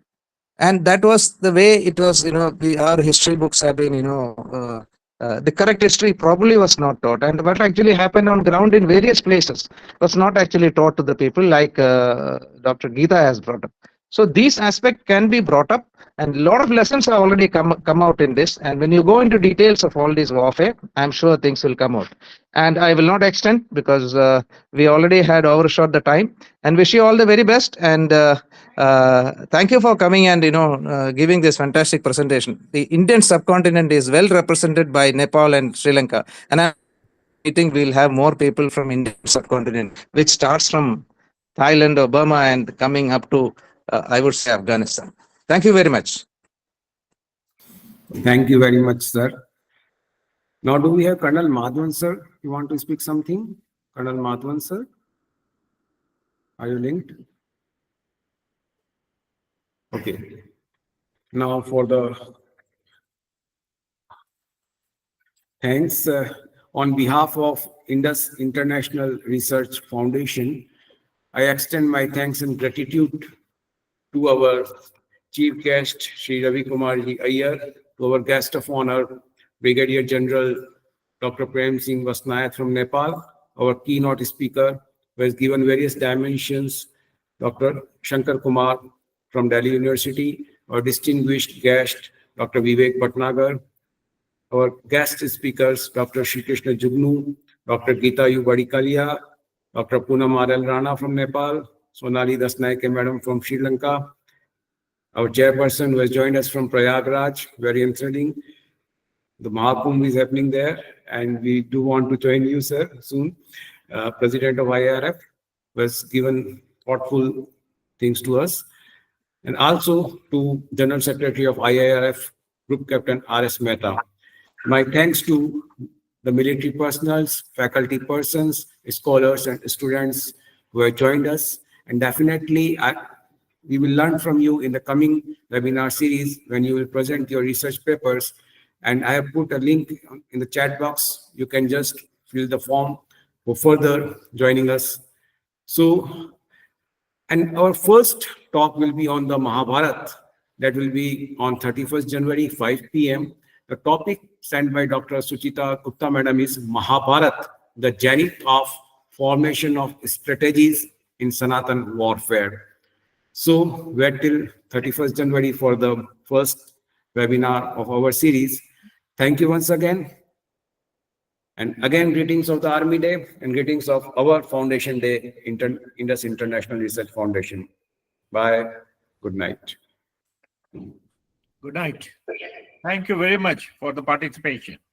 And we look forward to see you again. Thank you. Good night. Thank you. Good night. Good night. Thank you. Thank you. Good night. Thank you, Poonam Madam. Thank you, Nirmala Madam. Thank you. Thank you, Ravi Kumar sir. Sir, thank you very much. Thank you. Thank you. You have brought out a very, very enthusiastic and the resurrection of our own self, especially in Indian blood, which is flowing always. Thank you very much on this Army Day. Thank you. Thank you, sir. Thank you. Stop recording, Dr. Peeyush. Yeah. Raj sir will stop the recording, sir. Yeah, I will stop the recording. And we can close the meeting, sir, if you permit, or you can close at your end. Yeah, you can close the meeting. Declare it. First, it should be recorded that most of the hard work was done by Dr. Peeyush. Yes, definitely. So with me, we have blessings of Group Captain Rajshekar Mehta and members of IIRF, and we do have the blessings of yours, sir. You have joined us and spent time for us, giving the blessings and giving new insights of research. Thank you very much, sir. Thank you, sir. I am stopping the recording.